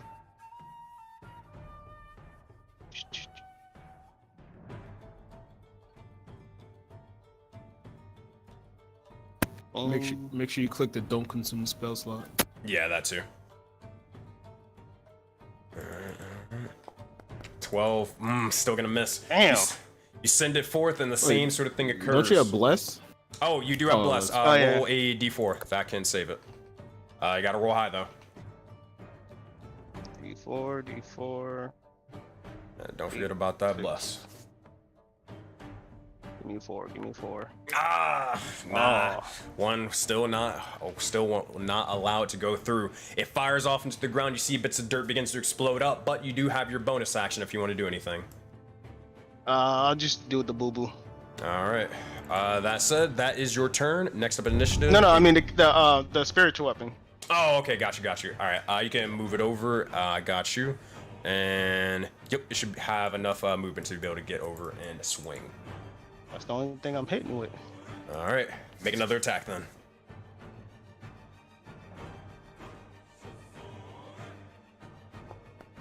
Eight. Unlucky. You swing forth again, and it just strikes into another one of the rocks, unaffecting her. With that, Cora, that's your action and bonus action. That your turn? That'll be my turn. You got it. As this begins to happen, you'll see as she looks over towards you, and as this strikes directly into the rocks, you'll see as she begins to sing, "You said you had psionics. Well, let's see if this will be able to jog your memory." And as this begins to happen, all of the rocks around her will begin to slowly start forming with these strange green glyphs. They all begin to light forth, and you feel a sort of almost tearing sensation amongst your brain as it is almost ripping itself into pieces. As she is going to cast Mind Blast onto you. It's your resource. It's fine. I gotta manually roll it. That's going to be a 60-foot cone. She's only going to target you. That's going to be an intelligence saving throw from you, Cora. Gotcha. Manually 48 plus 4.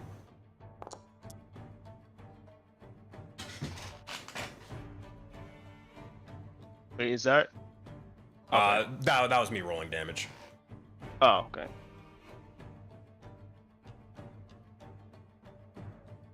Intelligence.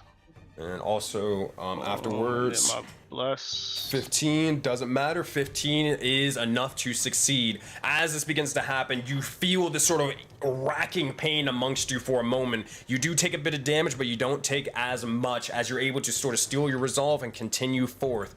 You take a total of 10 points of damage, and you're still up. That said, that is her action. She is then going to send... She's going to remain where she is for the time being and still continue floating up in the air.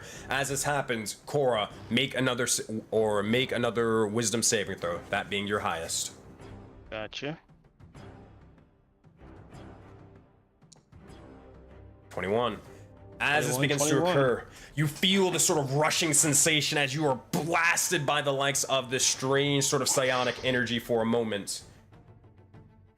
And you see, as you begin to do so, you look over towards your mark for a moment as you're almost holding your hands in your head, and you look to see the black serpent eating itself. You look over for a moment, and as it begins to spin rapidly and rapidly and rapidly, begin to start thinking back, further and further back. There's a small sort of spirit, a shadowy, dark spirit. You remember conversing with them. You remember talking to them, but you're not entirely sure who they were to you and what they were doing. You see as the small sort of draconic shaped individual begins to almost rest amongst you, looking at you, talking, conversing, sometimes even laughing. As you see your quarry spirit for just moments, an aspect of them. The visions begin to shift and change, and you find yourself once more in the battle. Whatever is happening, it seems to be working throughout the likes of this training, seeing all these individuals. You look over and it seems to be in a familiar setting, but it's not enough. You're gonna have to keep going, Cora. With that, you receive initiative as it is your turn.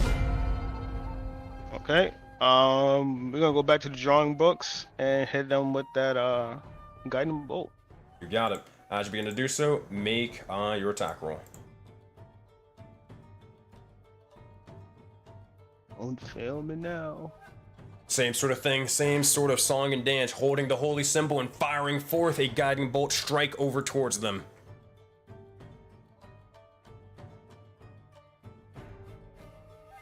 So we're gonna 14. Oh, you do have bless. I can save. Roll a d4.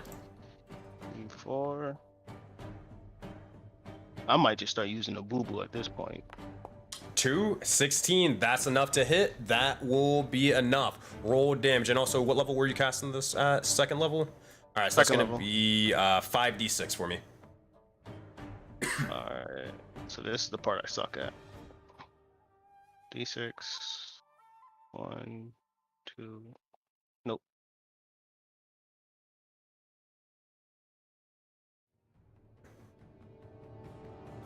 So it should be just hitting the D6 icon 5 times, and then it should be good. There you go. Shit, I did 6, my bad. You're good. I'll just take whatever the last one is. Good thing is the 1, so it's going to be 15 points of damage. It strikes over into her as it begins to soar off into the sky, and as it does so, you see as this one she's not able to necessarily block, but she's able to maintain her sort of form and maintain the likes of her sort of composure. Looking over towards you, you notice that she begins to glow with the divine light, and she's ready for another strike. You do have a bonus action, Core, if you want to take it. Yep, I'm doing the spiritual weapon. You got it, and you do it with advantage as well, as she is almost highlighted right now.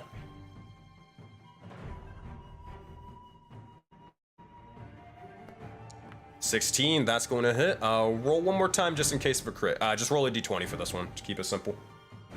Oh, I don't know why that shit is not really working for me right now. It's all good. D20. Yep. 7. All right, we'll take the 16. It strikes down into her, and as it begins to do so, you see as she begins to sort of yell,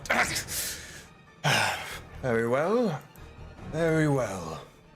As this happens, that is your action. That is your bonus action, Cora. Anything else? Nope, that's it. You got it. You look over, and she's definitely feeling a little bit of the pain. She is injured, but barely injured at that. But we'll see what's going to happen. She's going to see if she recharges this. That's a 3. She will not. You'll look over, and she is then going to look towards your Kabubu. Fine. She will soar past it, so she will take an attack of opportunity, and she is going to just close the distance directly towards you as she just darts over.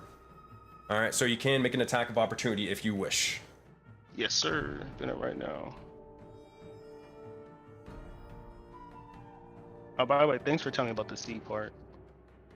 To load up your character sheet. Oh yeah, yeah, that was you can thank Animus for that. He taught me that one. Shout out to Animus. Bruh, if you thank yous are not welcome here, bro. You know that. Damn. Ah shit, you right. But roll a we got d4. D4 on that. Yep. Yeah. 2, 14. That's just below what you need. That will miss.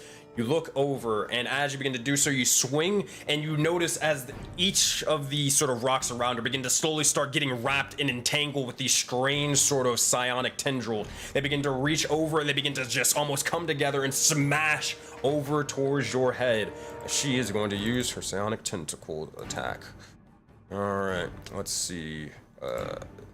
24 to hit. That's going to be 24 points of psychic damage. Cora, I need you to make an intelligence saving throw. Add a d4 because of bless. It can't save. 15, that'll be enough to succeed. That's the DC. As you feel bits of your brain are slowly beginning to almost break and begin to get torn in two, you notice as you, for a moment, begin to almost instinctively look over and see if you're sort of bleeding. You haven't bled in months, if not a year at this point. Begin to sort of shake it off, questioning what's going on. But that said, you'll see as she begins to do so, that will be her turn. Cora, make another highest saving throw. That's going to be wisdom for you. Gotcha.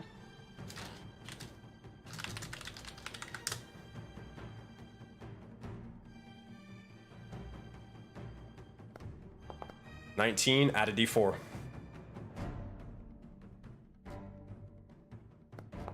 2, 21. 21. Oh boy. Cora, as you feel these sort of psionic tendrils, as they begin to smash amongst your head, your world begins to start spinning for a moment. You almost instinctively check to see if you're bleeding before you look down, find yourself, and as you do, you look up and you see yourself training. You notice as there are several individuals in this this smaller sort of room.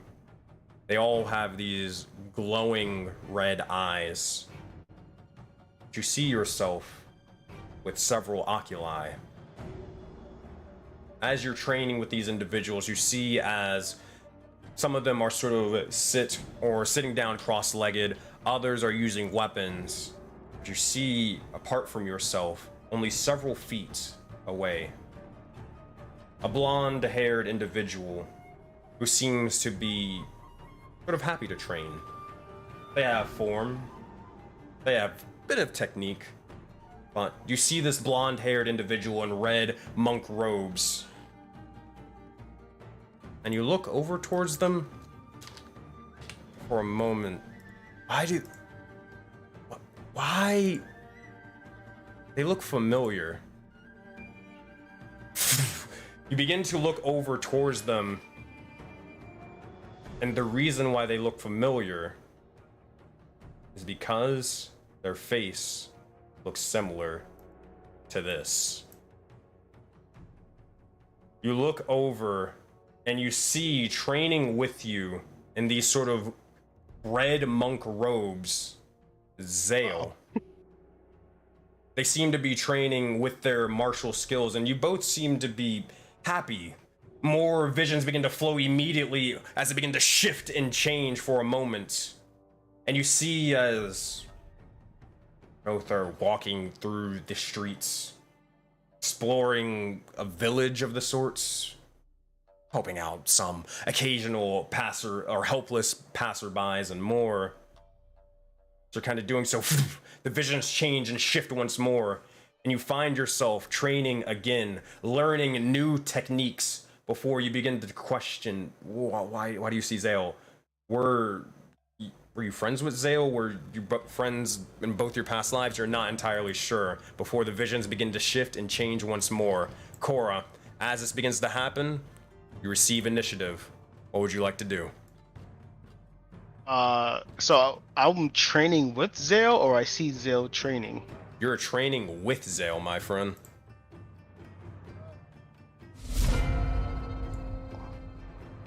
Jeez, man.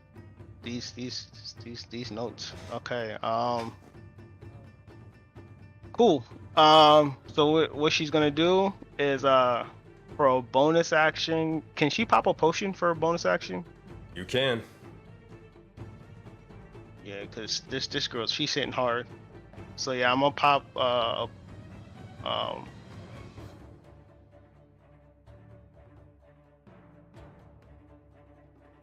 pop this greater potion. Just fucking freaking out. Oh man. Alright, it is a for you. It should work through. There we go. 13 points of healing. Did it go through? Let me make sure.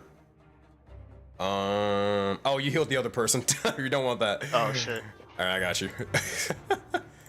Definitely don't want that. Yeah, you just pass her a health potion. Like, oh, thank you. As you begin to do so, you drink your potion as your bonus action, but you do have your normal action as well. What you got for us, Cora? All right. So yeah, I wanted to do the spell, but I don't think it's gonna work. But fuck it, I'm gonna try it. Go for it. She's gonna cast I think it's Spiritual Guardians. Oh shit. Yes, Spiritual Guardians. I think yeah, you should be able to cast it. Actually, Mhm. I think I have on yeah, I'll do that. Spiritual Guardians. All right. As you begin to do so, cast the spell while I describe it.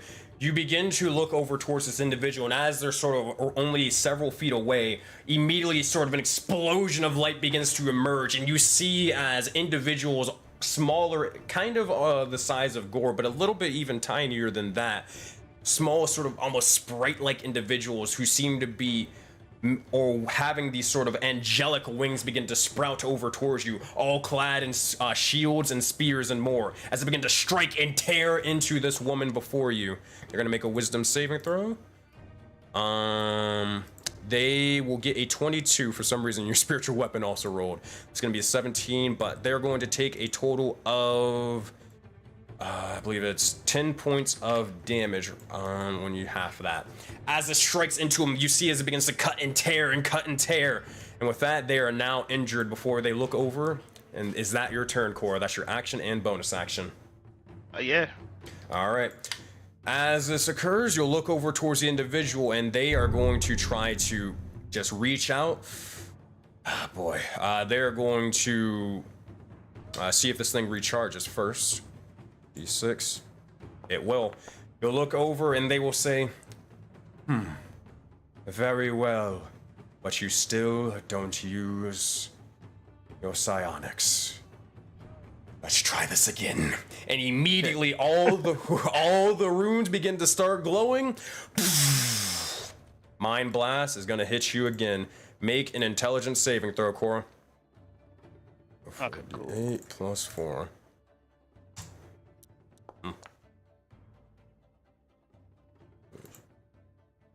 Intelligence saving. That is a 5. I ain't even gonna bother with the D4. No, it does no point. As this happens, immediately you look over and you almost feel stunned. You feel paralyzed for a brief moment as you take all 17 points of psychic damage. You look over and you see as your sort of circuits amongst your wiring and more, and your Warforged body begins to start immediately just sort of short-circuiting. They start sparking for a minute, and as you do, your eyes, your vision goes completely dark. As this happens, Cora, you see as they open up once more, You find yourself in battle. You see and hear the flames of war, and other green-eyed individuals start swarming the village. You see as more and more fires are started, with each individual beginning to emerge and arrive in. Buildings are burning down, and you find yourself trapped, Cora. You look around, and you see as multiple pillars are onto you. As this begins to happen, you hear screaming around you, and you try to reach for your holy symbol to Iroas, but you can't move your arms. Your life is fading, the bits of the smoke beginning to sort of get up to you as you start coughing and hacking almost instinctively. Before you look over, Cora, make a perception check.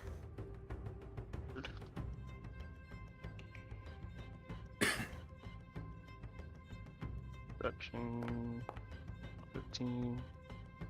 You look over and you see as one of the pillars begins to slowly start moving upwards for a moment. It begins to immediately break and get sent flying off to the side. You see the individual with your 15, hand reaching out. And you see that blonde-haired individual once more, using telekinesis to do so, offering you a hand to help escape. You see Zale once more. The visions begin to shift and change. Make another intelligence saving throw, Cora. D4. Heard.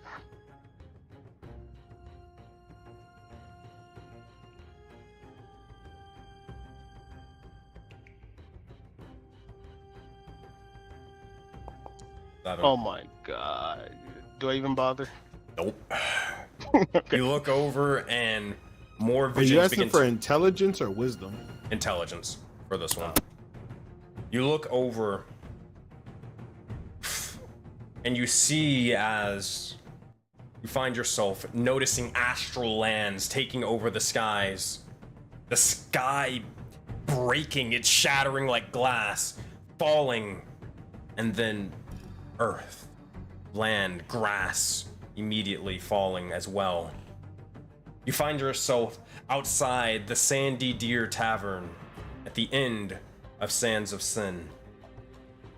Cora, you look over and you see as the corruption begins to swarm you from all sides, and an astral dragon begins to immediately emerge, pillaging everything in sight. You look above and you find the sky cracking, or literally cracking once more, and falling on top of you, you see as entire land masses are beginning to fall. Cora, you look up above and you see as each and every one of your allies, each and every one of the civilians are sort of, well, you notice as the civilians specifically are sort of screaming out in terror as this is all occurring. Others begin, or other warriors begin to sort of gather their swords and shields to try to stop this. But Cora, you look up. How do you try to stop this as you see the literal land masses beginning to form, crashing on top of each and every one of your heads?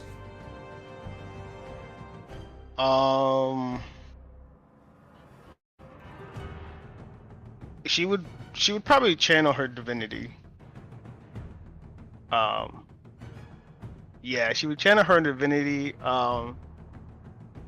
I guess flavor of a beacon of strength, but only instead of like it giving damages out or whatever, but she would use it as to give everyone strength to hold on to be able to either like not necessarily catch what's in front of you or what's falling on you per se, but just to give them strength that to get through this. As you begin to do so, you channel your divinity and you see as a small sort of golden dome begins to form over you and the rest of what would eventually become the Voden Knights. As it begins to do so, you look over as you're able to sort of huddle for a brief moment. As this happens, bits of rock, bits of debris, bits of sort of metal and steel weapons all begin to start crashing down onto you, and you feel yourself slipping. You notice as the dome itself is cracking and breaking before it gets through. And Cora, you immediately begin to just hold your hand out for a brief moment, and you see as the channel divinity begins to falter. stops. But above, you see as you're holding a bit, only a small portion of the land mass up above. And as this happens, you see as immediately, Azora, as you're kind of watching, you notice as Rose begins to go flying for a brief moment in time, backwards a bit, as she is sort of force pushed immediately away from Korra's form. And as this happens, for your eyes, even despite this sort of strange warforged body, you notice as they're shining a green light in one and a red light in the other. Damn, I'll have to get a new art. Can you tell me which eye is shining which light? Make sure I got this right. Red in your right, green in the left. Red and the right, green and the left. As this is sort of said and done, you look over and you see as Rose begins to sort of stop at this point.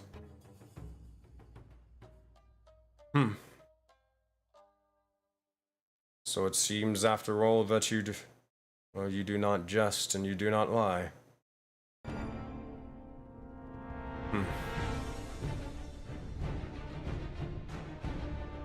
I've seen what I need to see.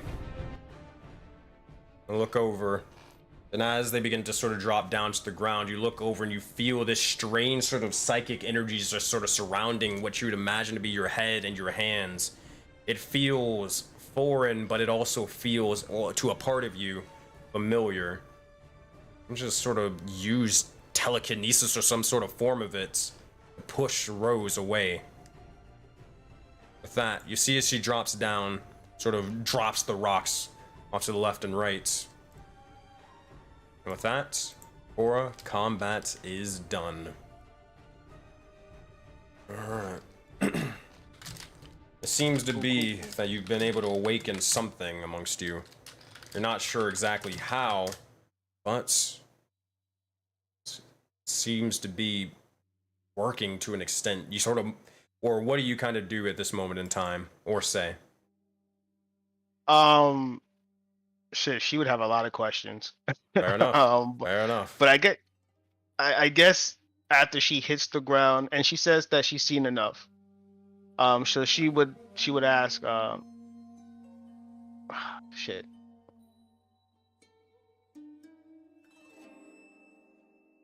Oh fuck. She would start to say thank you, and she would ask her, "What did you see?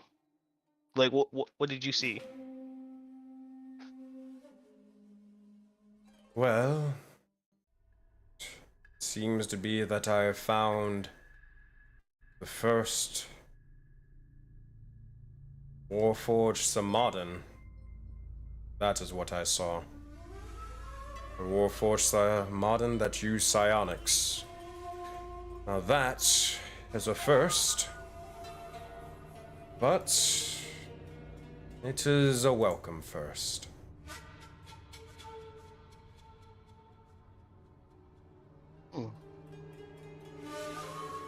Your teachings was great, very strong. I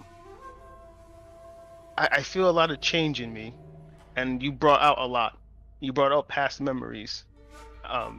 Did you see any of them?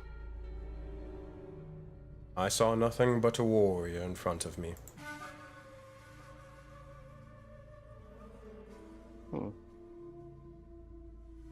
Well, thank you.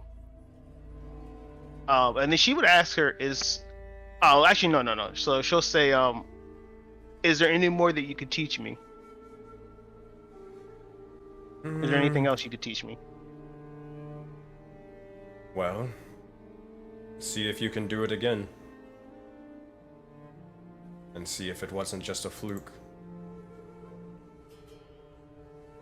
You mean fight again? No. see, and you'll see as they begin to. I saw what you were doing earlier. And you'll see as she begins to sort of lift up a rock. Stop it. And she just chucks it directly towards you. As this happens, Cora, what do? As you see a rock just flying at you at breakneck speed. She would actually try to see if she could use some psionic to, like, hold the rock. Kind of like how Vader holds when people be shooting at him. He just holds the beam. So she would try that. As you do so, wisdom, wisdom saving throw. Do not fail me now.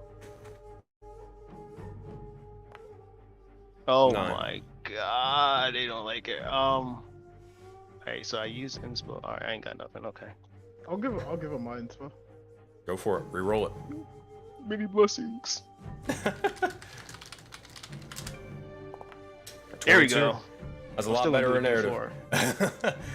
Yeah, you do have the bless. 26. As you begin to do so, instead of getting immediately smacked with a rock, you hold your hand out instinctively, and immediately you notice as the rock begins to stop for a moment, as you catch it, not necessarily touching it, before it's a little bit hard to control before it drops down onto the ground and smashes onto the floor. It's not perfect. It's far from perfect. But it seemed to work. And as she looked at the rock, and then she's looking at her hands, and then she's like, she's trying not to sound too excited or happy, but deep down, man, she's fucking happy.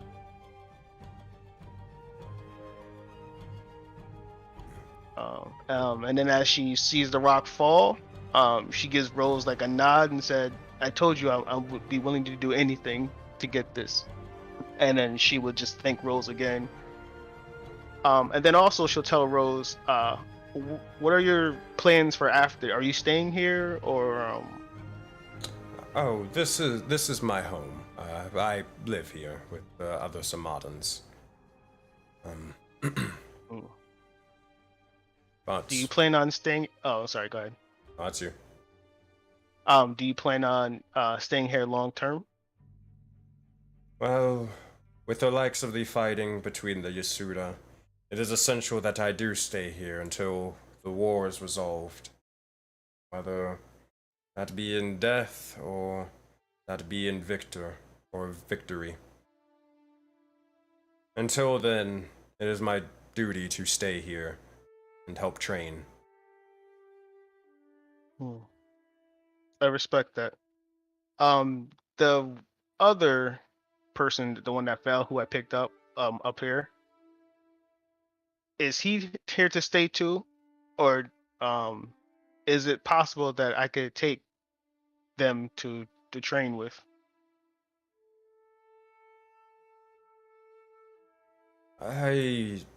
Though I am considered a scion here, I cannot speak for other individuals. At most I can say we need as many individuals here for the war as possible, but we don't control them. If they wish to leave, they wish to leave. As long as they do not join the opposition. Yes. We're also training against a much bigger threat if you're looking to join.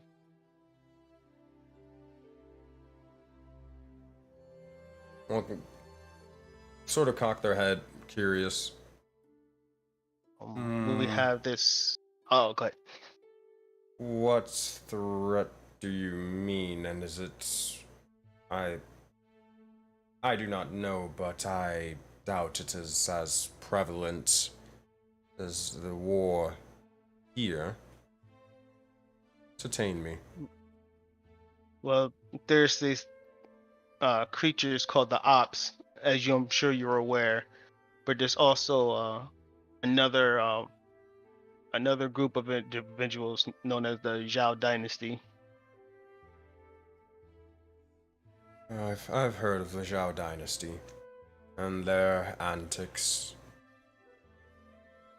I assume that you and the woman over there and the man in the mushroom there, they oppose these individuals. Yes, and also lately we've been in fights with night creatures. I'm sure my fellow companion will tell you all about them. I see. Perception check to see if I heard him say night creature. Yep, make a perception check, Addy Dark. it's a little bit of ways, but hey man, if anybody, might be you.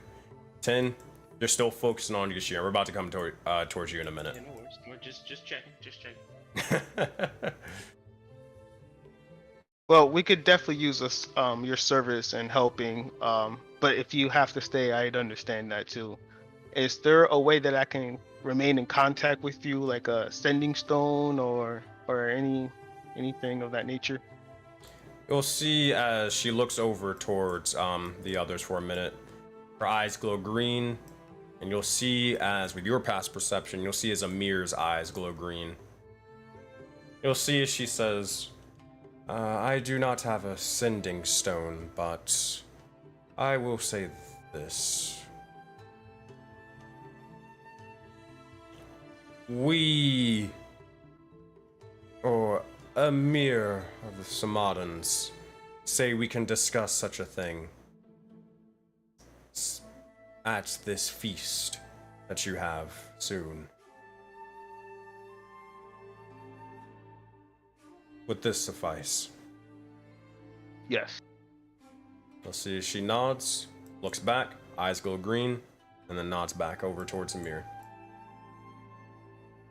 As this begins to happen, she will begin to sort of right herself. And as you all both finish up, see as she just does a sort of bow towards you. And Cora will bow back. And with that, Cora, training ends, and I will tell you all about that psionic stuff in a bit. But we look over towards a man trying to make a man out of a mushroom. Return over towards Gashir and Addy Dark.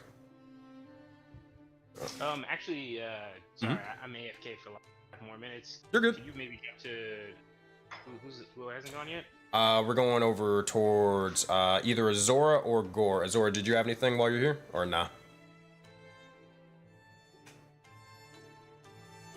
Earth to Cain. Earth to Cain. Yeah, go to Addy. No. Well, to Agni. Dang, you Say said Agni? Mm-mm. Wait, what? Hold on, what'd you say, Kane? I was telling him like it was coming to Addy. Yeah, Addy isn't doing anything. They said pass Oh, over okay. to Gore Yeah, or- for hers it was just gonna be dice rolls. So. Gotcha. All right. If that's the case, we'll head back over towards Gore, and then we're gonna head over towards Agni. All right. Actually, we'll head over towards Agni first, and then we'll head over towards Gore.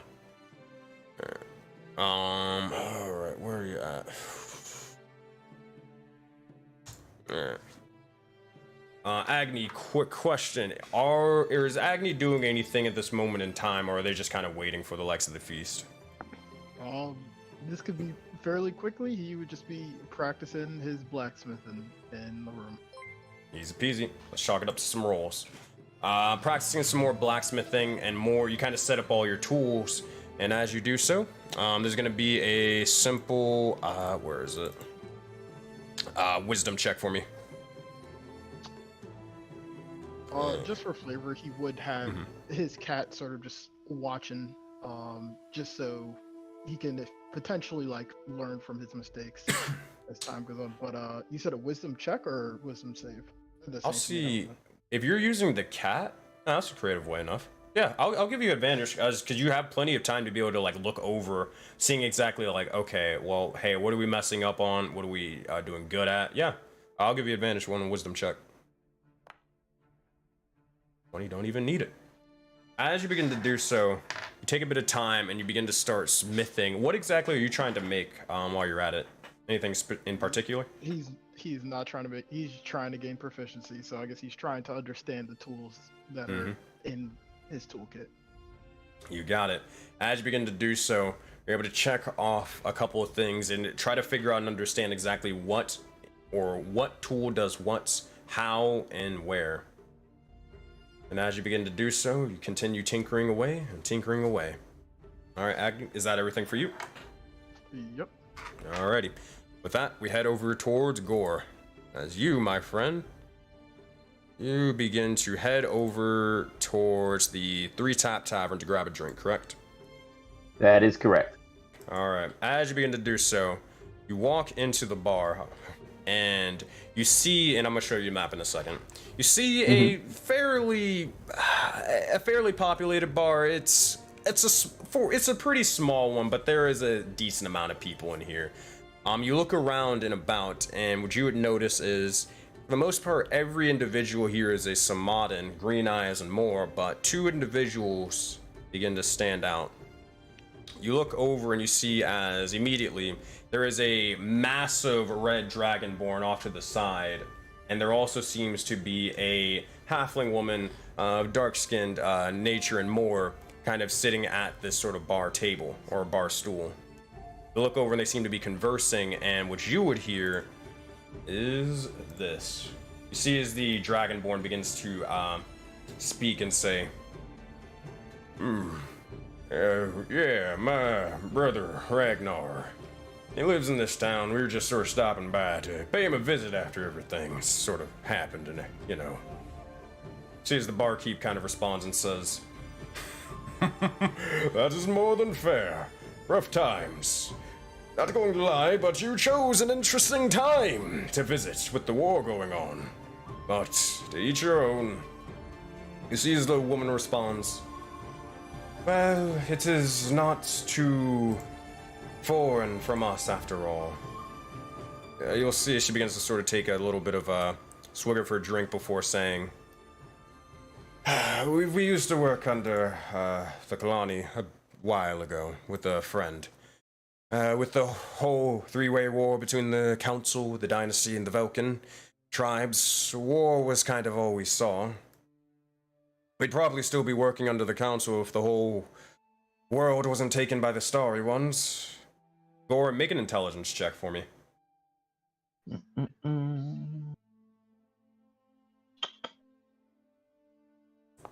11. You look over towards these individuals. Why do they look... Nah. I look familiar. Have you seen this? No. You feel like you've seen them before, but you're not entirely sure. Okay. You're not entirely sure where.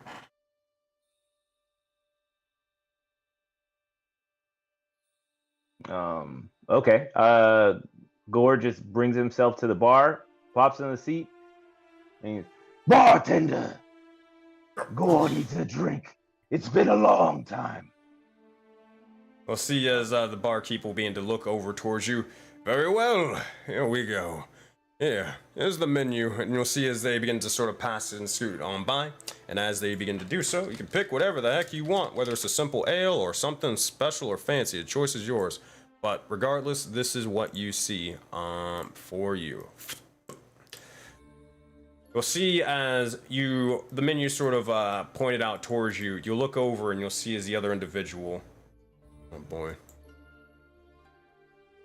look down, kind of notice your form. So 20. Hey, do I know you from somewhere?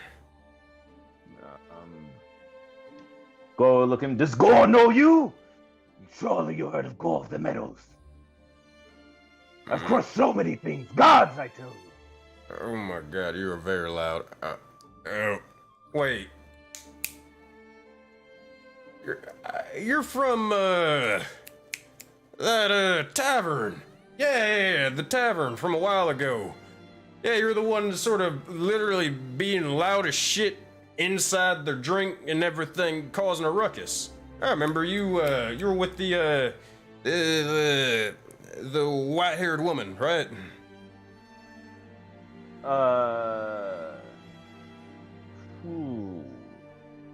This is this is a tavern way back. He's talking, just for clarity.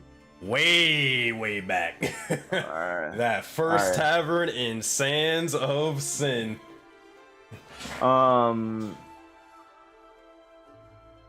That was literally a year ago. Jesus Christ. Gore would look at him and be like, "You have a long memory." I almost called him something loud.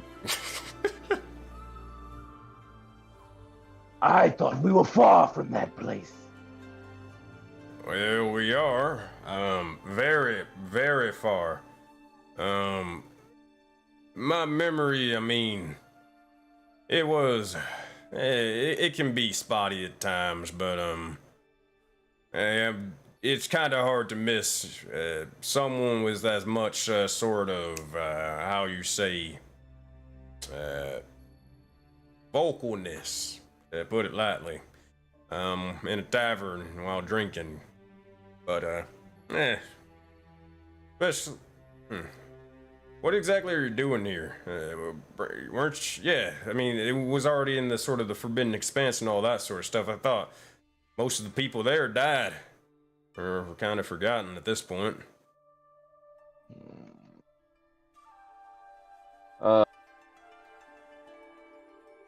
Gore's here to do the same thing he was doing then.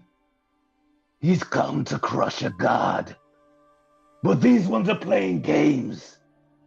There's marks. No, he wouldn't say that. Hold on, let me bring that, dial that back. But let me dial that back just a smidgen.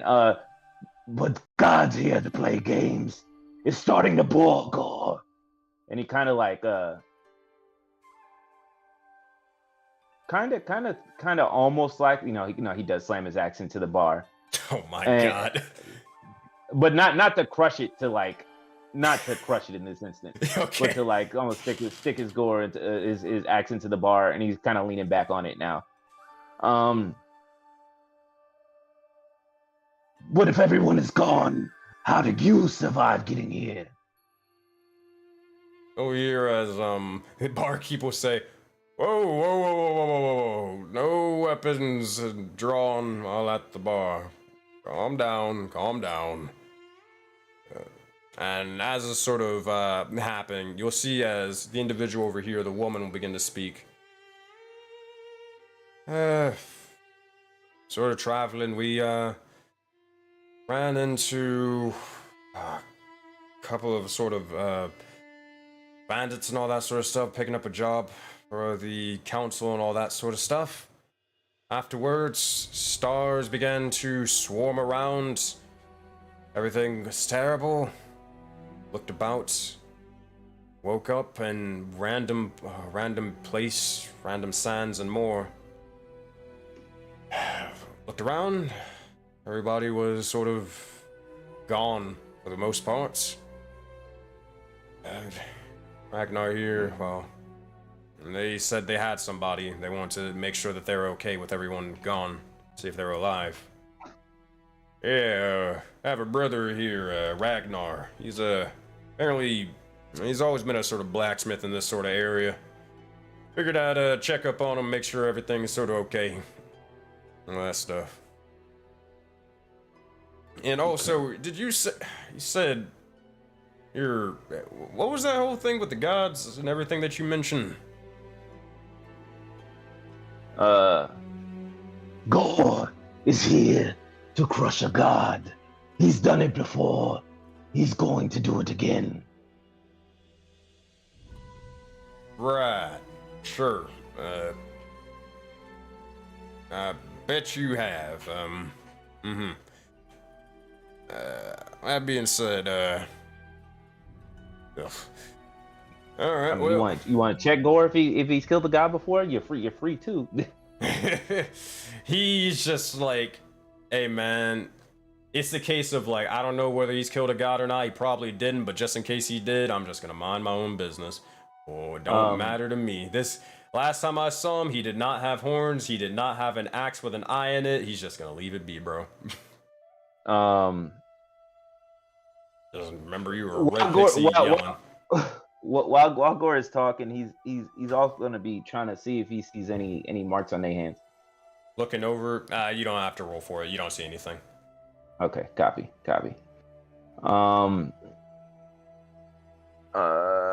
Then Gore, barkeep, around for these two. Gore wants to hear their stories. Maybe he can tell him, and maybe he can even tell them of what he's seen in the meadows. Have you heard of Ambrosi? No, actually haven't, besides really the name. Appreciate it, friend. And he orders that I guess the honey mead for everybody unless they have a different preference. Yeah, they don't care. Yeah.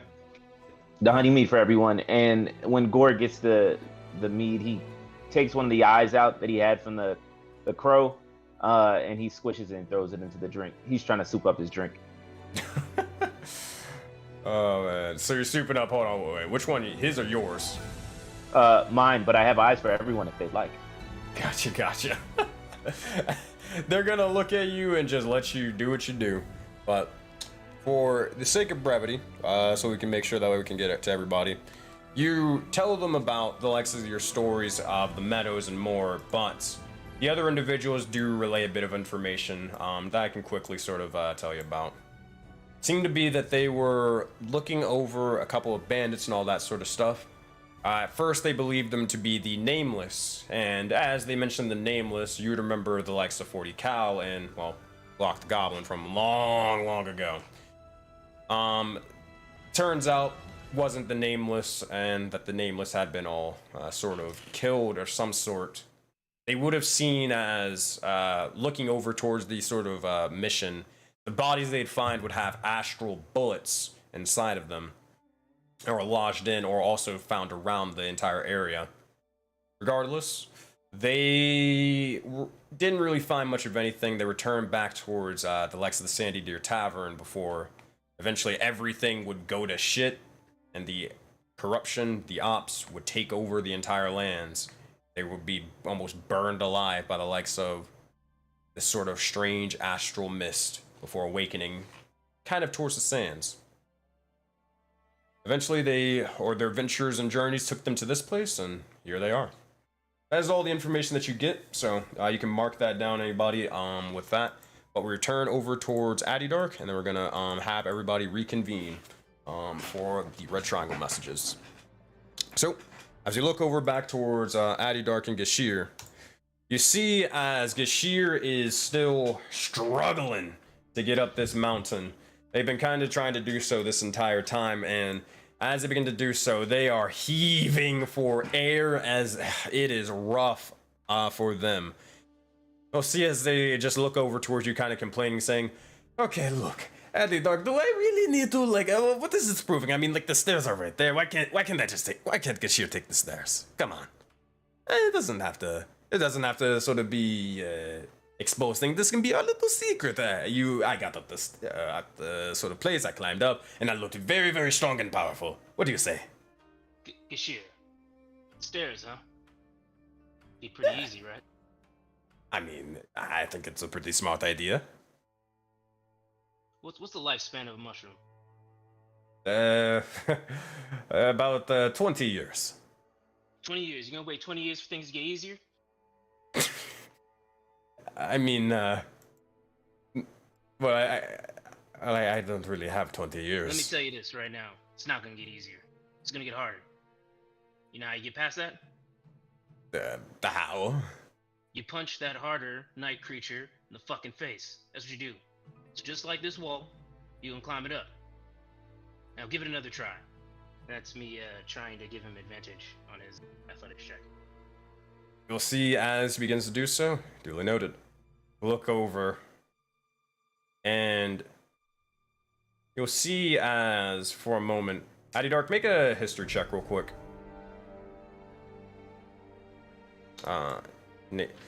Nature's history, so 10. You would know A huge thing about mushrooms as I'm making this check is that their culture, their people, one of the biggest things that you've sort of picked up on is they always talk about leaving their mark, kind of trying to make their lives sort of meaningful, one that they can be proud of by the end of it. You sort of saying this begins to resonate with the likes of Gashir for a moment, and you'll see as he begins to sort of cut the crap for just several seconds. And he looks over towards this mountain, grits his teeth, and make an athletics check. Gonna be an 8. You'll see as he begins to start climbing, he does have advantage. You'll see as he starts climbing up for a moment, and you see as he's beginning to struggle for a bit as he's sort of reaching out. However, he looks down towards the ground, and he can't give up here. He's gonna try to make another athletics check. That's a fucking 20. You'll see as he begins to slowly but surely begin to start pulling himself, willing himself forward for a brief moment in time. He looks up down towards the ground, begins to sort of shake his head. No, come on. Noxious blade, noxious blade, noxious blade. And begins to just sort of start hyping himself up and begin to start pulling himself forward and forward and forward. He's only several inches away, and he looks up towards you, grits his teeth, before slowly motioning and just sort of chucking himself over the edge before he just starts going. He looks up wildly. Wait, I did it! I did it! The noxious blade reigns supreme. No mountain can fall him.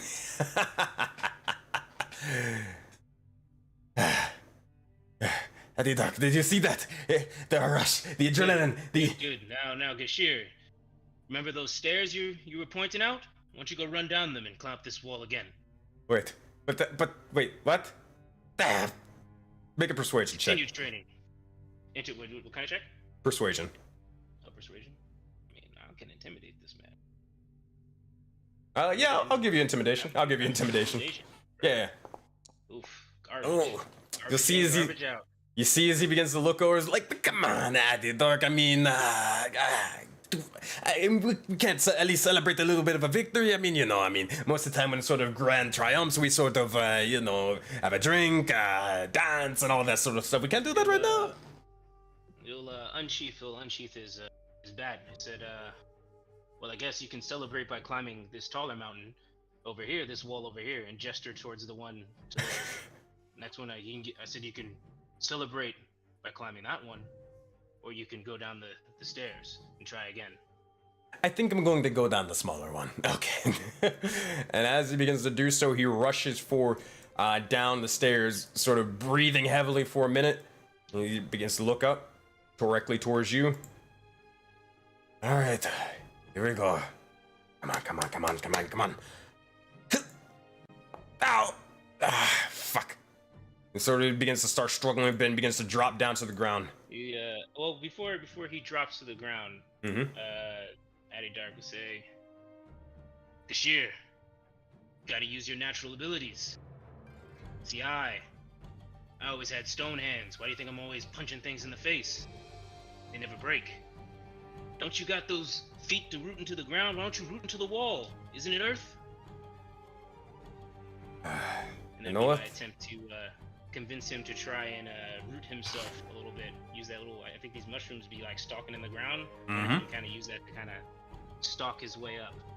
You'll see as he begins to do so, he jumps up onto the ground, or jumps up onto the rock, and we see him as he begins to grab on, begins to try to root and force himself into the rocks and stone for a moment. As he melds into it, that's another 20. You'll see as he begins to start rooting himself into the stone, slowly beginning to start unrooting and then rerooting and then unrooting and rerooting before he begins to start climbing before he looks over, and as he begins to do so, he unroots one more time and just sort of rolls all the way over it until he gets to the top.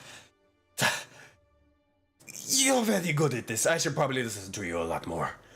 Oh, goodness. Well done. 2 in a row. Cardio's key. Night creatures, man, you got to keep the cardio up. You see how fast they move, man? This is the key part. So you did good there.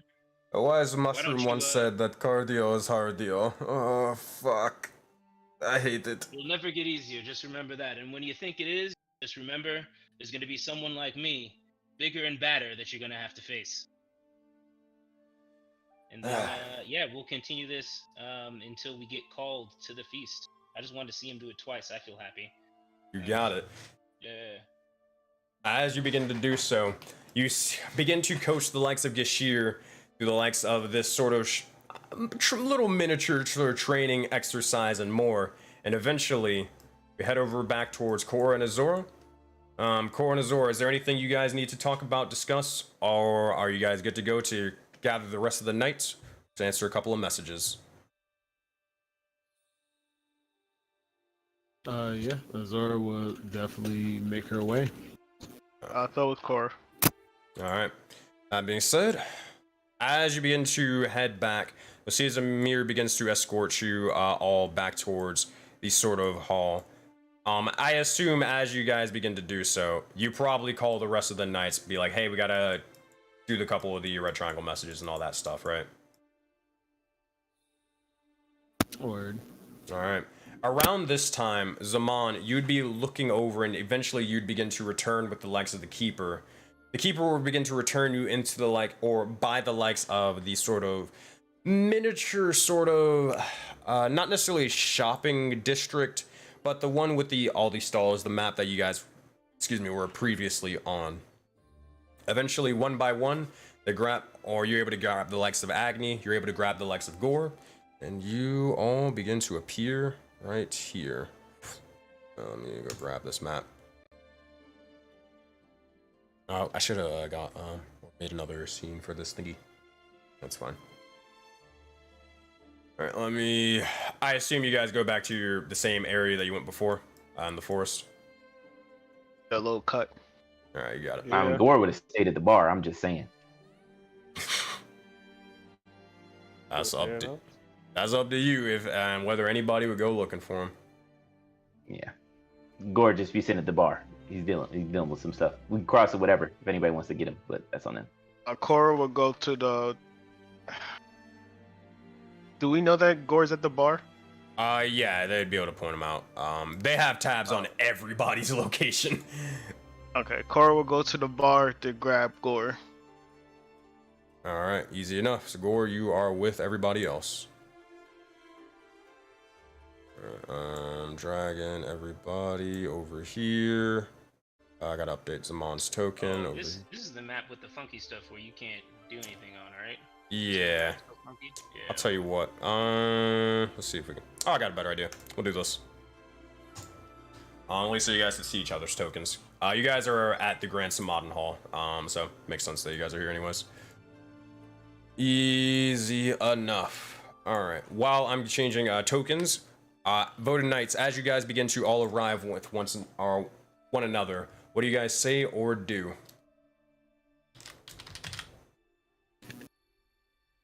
I guess I just showed up, right, with the Keeper? Yeah, you would have showed up with the Keeper kind of roughly at the same time as Azora and Korra would have been walking back towards the Grand Hall with Amir and everybody. Copy. Zaman would have returned, and he would say, "Everyone, I just came from the group with the large mic in it, by the name of Ingot. I met a fellow by the name of Navarro. He provided a lot of information. He stated he sent Agni some type of communication about how to defeat the ops."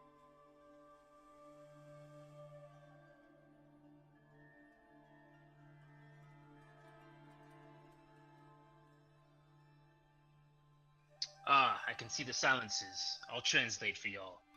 And then Patty will repeat exactly what Tsamadan just said to the rest of you. Zora said, well, speaking of which, the other groups, perhaps there's a message for them. But right before you get to start staring at these marks, Gore is like, Gore's mark doesn't work the same. It keeps on bringing me back to the same group. I couldn't find the orange mark. I couldn't even find someone else. And when I tried to find the one who wronged you, Quiet One, I just saw a big beast with a mark like this. There was something in the way of the orange mark. Gore thinks Helioid plays tricks with Gore's gift. Perhaps when we, upon our return to the kingdom, we can take a look at your mark and see if we can assist in whatever's blocking, and also take a look at all of our marks and try to get a better idea on how they work. And she nods to you. One thing for clarity, does that mark tell me where they're at? Could I point on a map and say, hey, they're here? You wouldn't be able to tell, like, point on a map. You'd be able to tell, like, hey, like, looking around left and right, you'd be able to say, oh, yeah, they're to my left right now. That sort of thing. Okay. And that's all right, bet. Yeah, I'll just use that. So, yeah, Gore would be just like, there's a reason. Finax showed Gore that creature. Gore thinks we need to find them. We might find the one that cursed you. And he looks over towards to the Quiet One. As Azura said, hopefully when we get back to the kingdom, we'll look more into. Also, Gore, your band will begin to slowly start tightening. As you mentioned that, the band on your arm. Such is life. The no band. Yeah, Azura will say again, well, save this conversation for when we're back at home, Gore.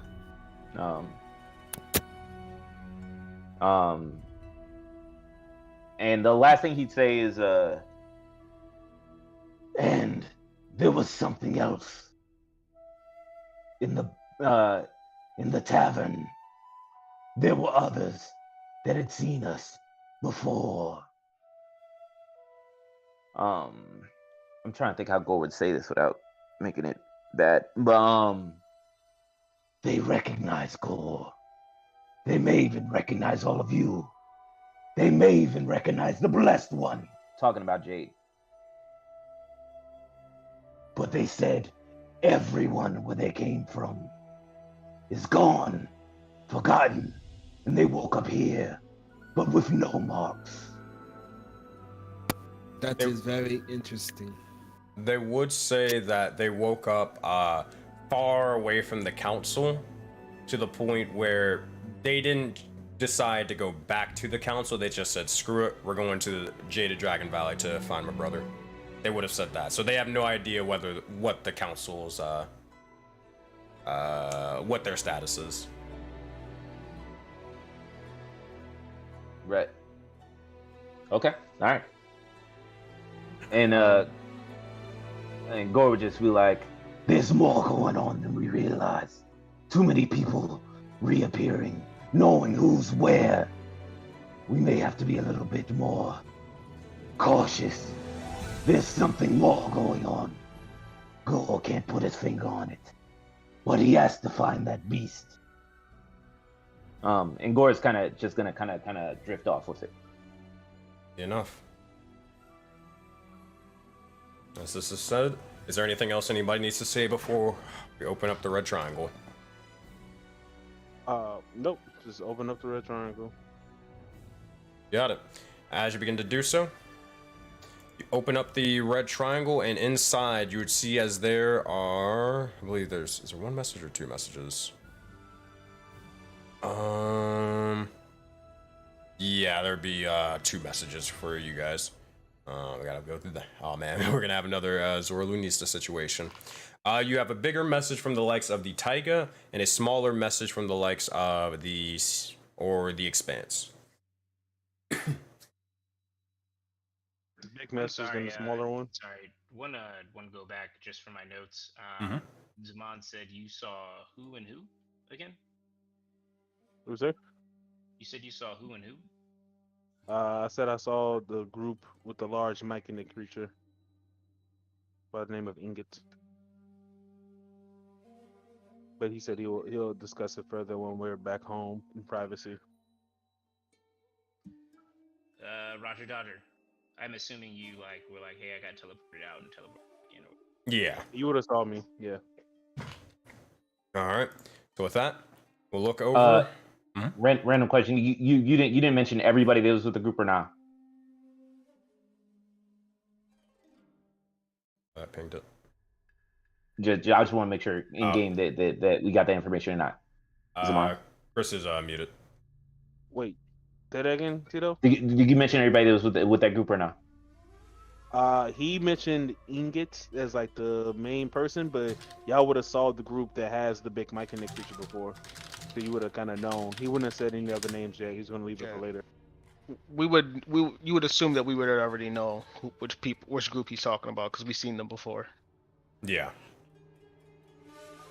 Bet. And yeah, so it's the group that has Fabio. For context, the group that has Fabio and everything else. You should know that. Yeah. So Fabio, Copy. Zephyr, Navro, Rokaz wasn't there when you were there, but you'd know that. Myra, like just that all of the Descent would be there, right? All right. So if that's the case, you said bigger message and then smaller message. Yep. All right. So you see the individual who seems to speak this message in the likes of the snow is a bearkin individual, a brown bear clad in plate armor. Now, you'd see as this woman would begin to speak, and they seem to have a lot to say. I'm going to post all of it in the likes of the chat. If you don't hear it within 10 seconds, just know that the audio thing is coming in a minute. All right. Okay. Before I begin, I must thank Zuralanista, Sirius, and Fabio for their help in the arena of the gods. Our souls have been once again connected to our bodies because of you, and we will not forget what you did. Thank you. Today I have 4 pieces of information for you. To start, our group in the taiga has no name and many of our companions have come and gone, but currently the soulbound of this team are Pyre, Ant, Zappy, Ulf, Yahato, Sarthiel, and myself. Whether we know each other or not, have met or not, like each other or not, we are all connected to one another, and the future of Voden relies upon our collaboration. We're stronger when we help each other, and so we freely share this information as a gesture of goodwill and friendship. Second, there are 2 massive events approaching. The Eclipse, a powerful force who has a familiar "you will all join, don't resist" slogan, will arrive in a couple of months. Then Ragnarok, the reason why the sky is tearing apart, begins in 3.5 months. Additionally, there's the tournament on Bayani, where we must unite to win powerful weapons to fight against the darkness and meet a sage in person. Please all be there. Third, there are 6-1, do not say the number, steps to pushing back the darkness. 1. Travel to other planets, connect the heavenly paths, and prevent destruction there. Second, build our own flourishing civilization that will not tear itself apart. Third, unite all groups, all marks. There are 3+2, again, don't say the number, civilizations we must bring together and stop the constant war between them. Fourth, determination and will are needed to redeem the fallen one who's been fighting everyone for ages. Fifth, learn how to cast a 10th level spell and how to reform all of creation. Only with these actions can we save Voden and all of Aurora. Fourth, the Nazgul specialties automatons were created to defeat the Starry Ones, but the original machines were infused with the souls of living beings. The Omedan Initiate removed the need for souls, but they hid the truth of their experimentation, and the souls are still trapped, undead and suffering, in metal bodies. If you come across a Nazgul specialty, free its soul and share the truth of all who are harmed. Expect more information soon, my allies, and thank you.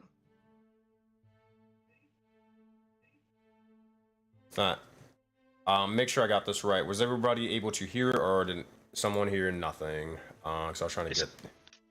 Did it cut off at the end? Yeah, it cut off at the Nazgul specialties at the end. Okay.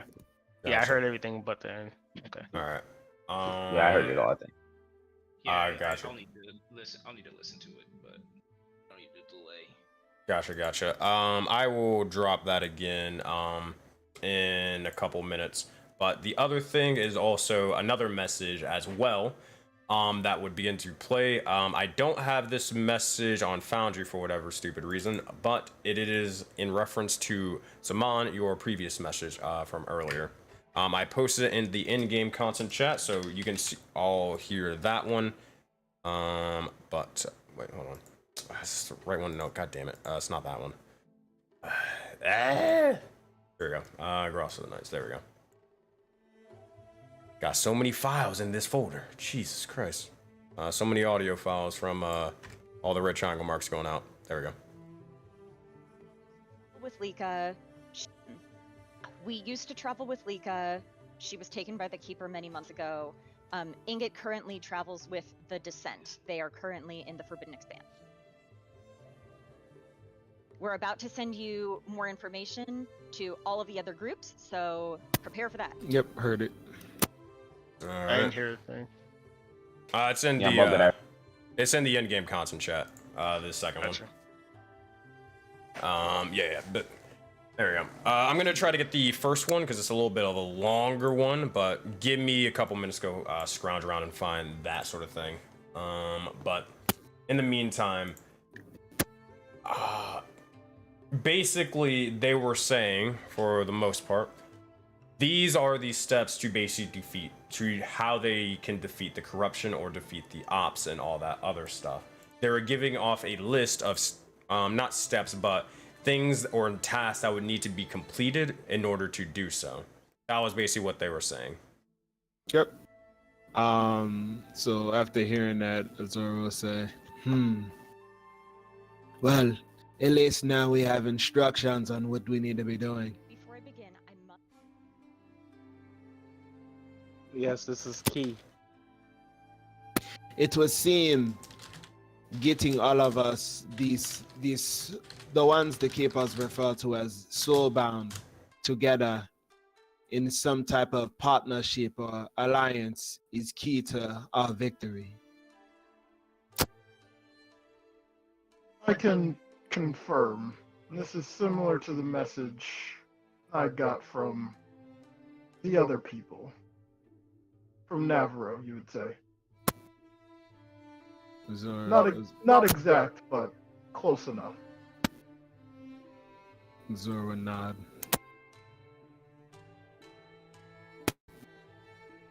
Well, there seems to be a lot to take in between the Nazgul specialties, defeating the ops, and the tournament. I don't know if this is all information that should be brought up while we're here. If they have the same goals as us, it's probably important. But is it too much too soon? Azura said, well, judging by the time limits we keep given, I don't think we have the luxury of giving them so much of a choice of whether it's too soon or not.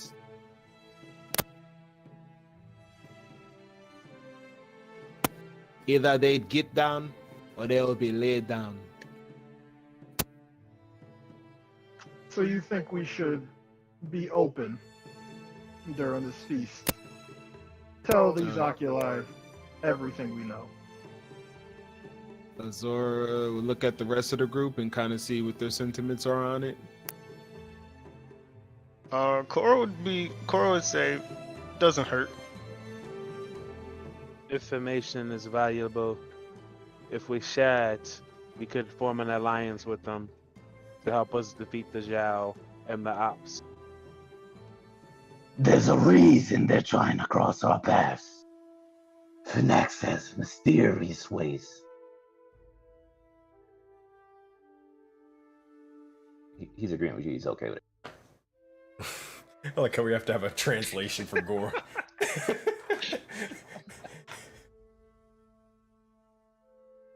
I lost Okay. a complete train of thought because of that translation moment just like broke me. We can do that. We'll try to not overload them. It seems like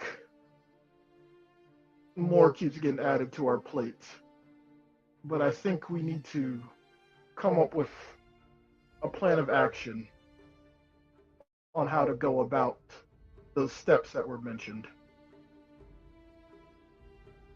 Do any of you have preferences? Maybe skills unaware to us, where you can assist with these steps? Azor will say, well, I've been in communication with a few of the individuals via mail, via magic, and other ways.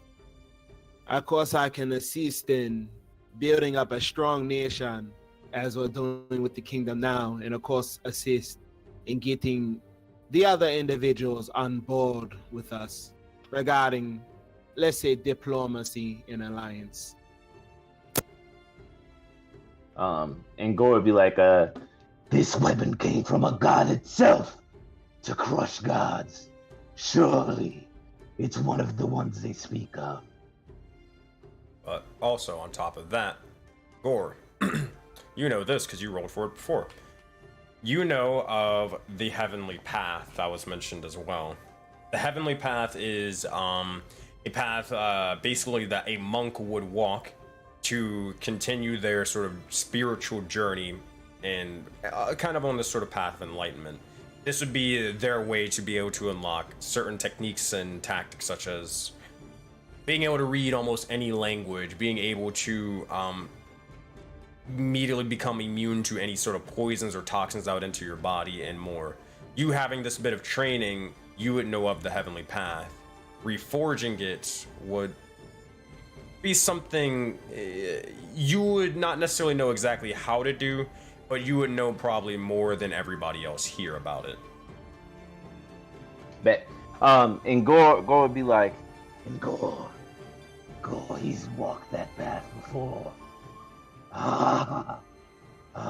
Yes. It's all starting to make sense to Gore now. He gave him a taste of the path and the weapon.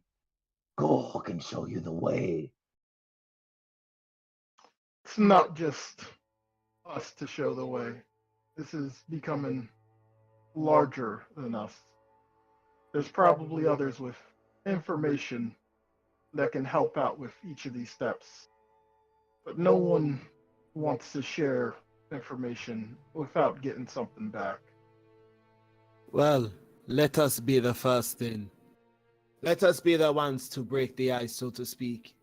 Let us be the ones to ensure that this cycle is the last.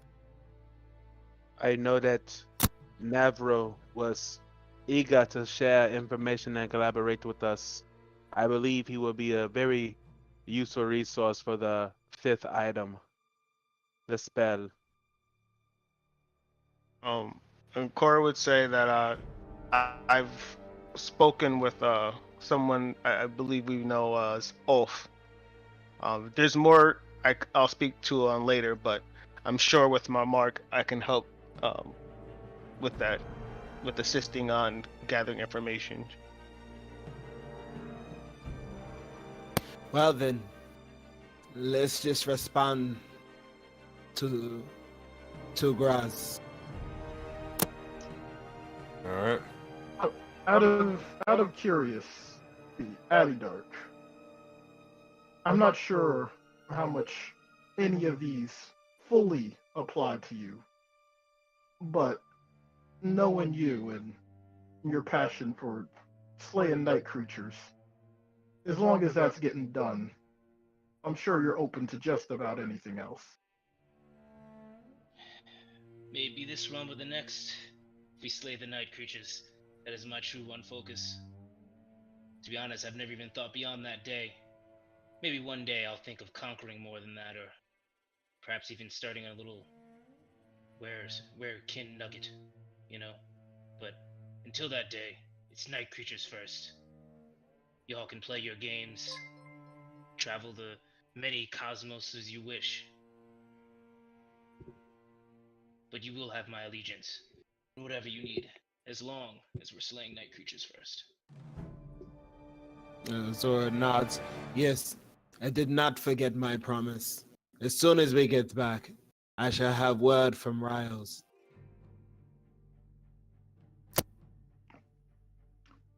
Do any of you have any issues with your names being used? I think we can deviate some information and hopefully the groups can respond. You see, I have no problem. man. They should Yeah. core of the meadows, the one who crushes gods. I'll make sure they know that. Azora said, "You may give my first and clan name."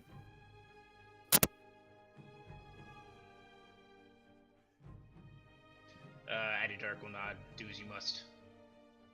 Same with Cora. Zaman, is this acceptable? Yes, most people already know what my name is, as I've been communicating them with the triangle. Very well. Let us go ahead. I was gonna say, Azora would suggest we all kind of like get behind Agni to like show off like a force of unity, a show of unity. But I mean, we don't have to do it like here, but like, Yeah. you know, yeah. like we're behind him like the Justice League poster. Oh my god. Find the largest branch to hop on, to pose on. Guys. Jaguar ready to pounce. Alright. I mean, hey man. Who's the most charismatic out of this group besides Agni? Probably Azora. Bro. Azora got a +0. Oh, you mean real? Oh, I was like, it depends on your definition of charisma. Definitely not Zaman. Probably Cora. Cora, no, not Cora. She got an 8, bro. It ain't Gore. He got a 9. I got a 10. Yeah, I think it's me. It's a, ain't nobody got charisma in this group but Agni. It might be the cat. It might be the cat. It's probably the It cat, very bro. well be that cat. No, it's Gashir. Where Gashir at? Yo, Man, oh man. Alright. Or Azora, make a performance check to see. I mean, are you guys trying to be intimidating or are you just trying to show unity? Yeah, Just show unity. Unity. All right, Unity. 9. Unity. All right, Azora, make a performance check. Either you're gonna look like the Justice League or you're gonna look like the Ginyu Force, bro. Oh my gosh, bro. Come on, bro. 10. I mean, go ahead. Wait, we can't get no help Yo, here. I would have cast a guidance on Azora. Yeesh. You got this. You got this. 11. Like no help action, no like someone helping straighten people up by height or something. Bro, with y'all Addy charisma? should have been the one fucking rolling, bro. With Gore y'all would be peacocking in the background, boy. I don't know I what ain't to tell got you. much better, man. It is what it is. It is what it is. Nah, I'm just saying just for unity, like us so Yeah. everyone could see all, so like the people we talk to could see all of us. Bro, yeah, easy enough. You're gonna get this average roll and take it. All It's right, pretty average. I'm gonna mark Stop trying to that convince down. the dice. I'm gonna mark it down. The Voden Knights are looking average at best. All I right. told you guys, stop. Just stop. It's average. The dice want what the dice want. Not once, but it once. All right. Oh, shoot. Let me. Here, hold on. Before you do that, let me try to. I thought I had Twitch pulled up. It must have closed out. I'm using it to basically mark down when on the streams that that I need to sort of cut off. Give me just 2 seconds. Creator dashboard. Sorry about that. Stream manager. And who's saying the message, Agni? Right. Yeah. Gotcha. Yeah. All right. Whenever you are ready. Okay. Agni's going to look into the triangle, kind of step forth with his arms closed, and he's gonna say, "I want to thank you, Graz, for providing a large amount of information. And although much was delivered, I'm going to take this time to focus on one specific part of your message. For those that don't know me, I'm War Chief Agni, leader of the Voden Knights. With us all being a part of Voden, I assume none of you want to die and end up like a failure like the previous cycles. So uniting seems to be the best and only option that we have chosen for ourselves. In order to defeat the ops, we must come together, and each group seems to have a wide sort of information.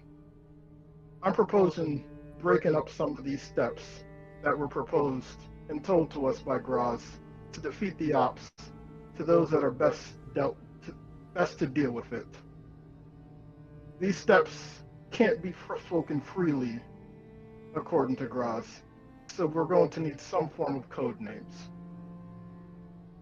For us, although it doesn't seem like it, Gore here would be best in handling the Heavenly Path step. He was once one with the hands, so the knowledge is still inside of him, along with a connection to Dendar. He's going to be working alongside Addark. We'll call this codename Step Silver. The next two steps, 2 and 3, seem to go hand in hand, and I would advise this to be a team of 2 or at least 3 people. For a step like this, you can either work with or contact myself, Azura Lunista, or Korra. Any civilization being ran needs strong leadership. I implore you, the strongest willed people, stand up for this task. Although fighting the ops is hard, coming together is going to be near impossible. As Korra is on a mission to find the Forgotten City, Azura and myself can handle any diplomacy amongst any type of civilizations you guys have found. This will be codenamed Step Ruby and Emerald, as it is 2 different steps with similar goals. The next step seems to be one that we know the least about. Maybe one of your groups can help fill in. But there is someone that has done a great harm or ill will that needs to be brought to our side and redeemed. More information on this could potentially go a long way. I will spearhead this task, and anyone else, please refer to me, and we will call this codename Step Onyx. The last one, a spell, a step of great risk, but endless rewards. Casting magic higher than any records have shown will be best handled by Zaman here, for us. I encourage anyone with magic knowledge or a drive to seek what is going on to step forward, to pool information on magic creation. Lastly, this will be codenamed Step Diamond. The spirits, I'm sure you all know them. They work for us. Use them to send messages to each other's on findings. We can report back major findings via this triangle. And those that are working with each other, keep each information amongst your teams. These selections for us aren't set in stone, but this is a start. I hope you all can agree on this course of action, as time is of the essence, and the time for action is now, as our souls are shackled. Failure is not an option. Agni just kind of nods at the end of that, and then turns away from the triangle. And as you begin to do so, you look over, and as the mark begins to sort of shift for a moment, you have one message left.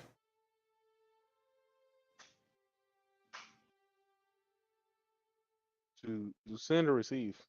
To receive. One from the Expanse. Copy. Yeah, he'll trigger it. Alright, as you do. Alright, this is to Valley. Alright, you'll see the individual sort of saying this message seems to be the likes of Zale. Korra, as you begin to look over towards them, you see, though their outfit and attire is definitely miles different from what it the vision suggested. This is the exact same person you saw. Regardless, here is what they say. I will drop what they're gonna say in the in-game content chat, but right now I'm playing it through Foundry. Kaio, it's good to see you again, but unfortunately, I've learned things about myself. I've learned that I was held captive by someone, a Tsamadan probably, in an owl mask. They tortured me for information, and while I didn't know what I was being tortured for, I saw their papers, and it said Zael Samada, so I don't know what that entails or implies, but you can mention any of these three, but you cannot mention me under any circumstance, for I fear whatever may happen to you, or whatever happened to me, will then happen to you, and I would not wish that onto anyone. That you see as the message begins to stop. I also posted it in the in-game content chat. But once you guys are done listening to that, you're free to respond or talk amongst yourselves.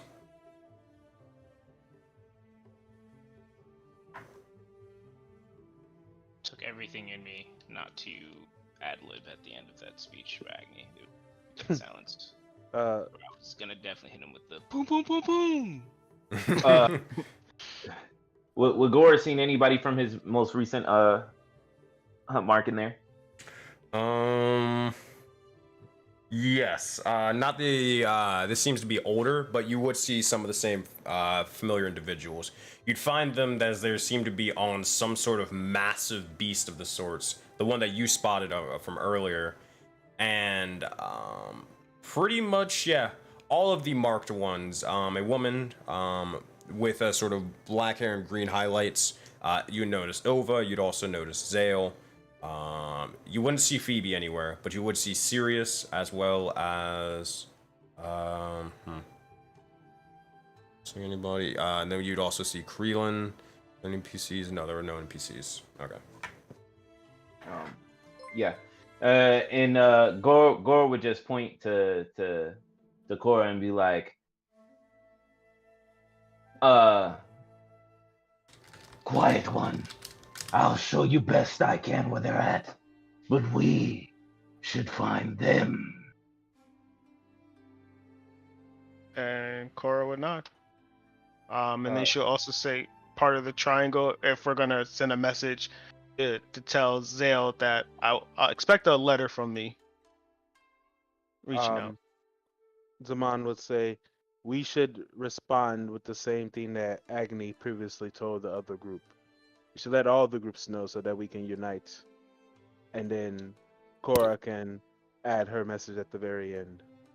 Yeah, I assumed that message was for all the groups. Yeah, that was for all the groups. Wait, hold on. Kaio. The last message? Yeah, we're gonna send it to everybody. Oh, okay, gotcha. Yeah, I thought you were talking about the message you guys received. So yeah, I guess yeah, we could just Yeah, so he'll Zaman will trigger the triangle and he'll say, we will pass on your information to Kaio, and then he'll pass the information. He'll like send it over to Cora so she can do her thing. Zael, this is Cora. Expect a letter from me sometime soon. We have things to catch up on.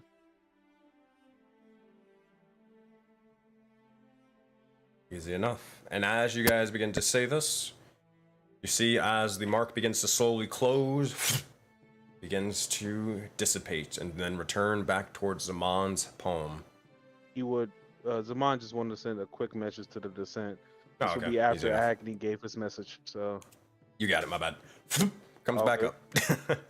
up. All good. Zaman would say, Navro, we've already met and started to form connections and bonds. Let's start to collaborate on this spell as soon as possible. And that'll be it. Easy enough.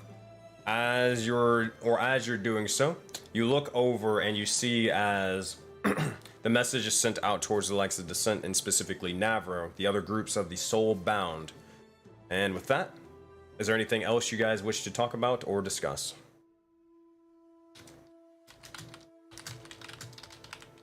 Nope.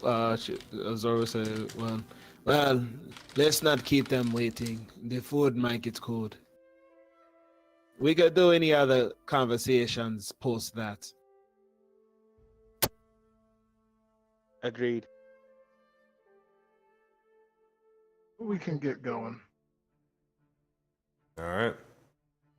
Question: are you guys going to the hall for the feast now? Yeah. Yes, sir. Yep. Question: do you actually tell Kaio about this thing? I mean, yeah, I think we were Yeah. telling. Yeah. Okay. Go on, Yeah. pass on the information. Yeah. Gord probably insists at this point because he thinks telling Keo will get him closer to the expanse now, since the big dinosaur is now a goal. So. But look over, sake of brevity, you'll see as Kaio begins to, that thing's gone. It's fine. We'll begin to sort of wonder and just say, that's strange. It doesn't make much sense. The Tsamadans always use telekinesis, not telepathy. That's what's always, and he kind of says it's hush hush as you guys are off to the side, but the Yasudans always use telepathy. When I talked to Zale, as annoying as it was, he tried to talk into his allies' minds using telepathy. He also had a tag that said Yasudan. Doesn't make any sense.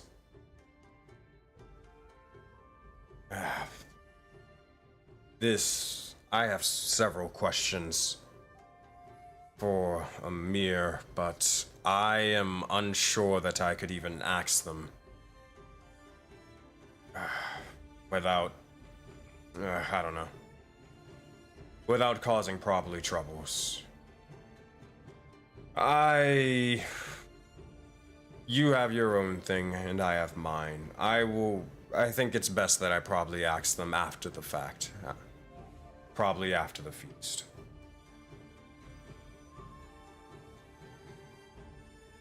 Understood. Make sure you keep this information to yourself. And it may be safer if you join us after this is all said and done. Very well. Yes. Yes. Well, let's talk after the feast. There's much to discuss. And she'll extend the hand to Kyle and the rest and get moving forward. All right. So, Voden Knights, as you guys begin to gather yourselves, gather your allies, and gather anything else that you possibly could need, you head over towards the Tsamadan Hall. You look over to find Amir kind of awaiting for each and every single one of you. And as you do, one moment please, let me get two things set up. You would notice as there are several individuals all sort of gathered around at this sort of table.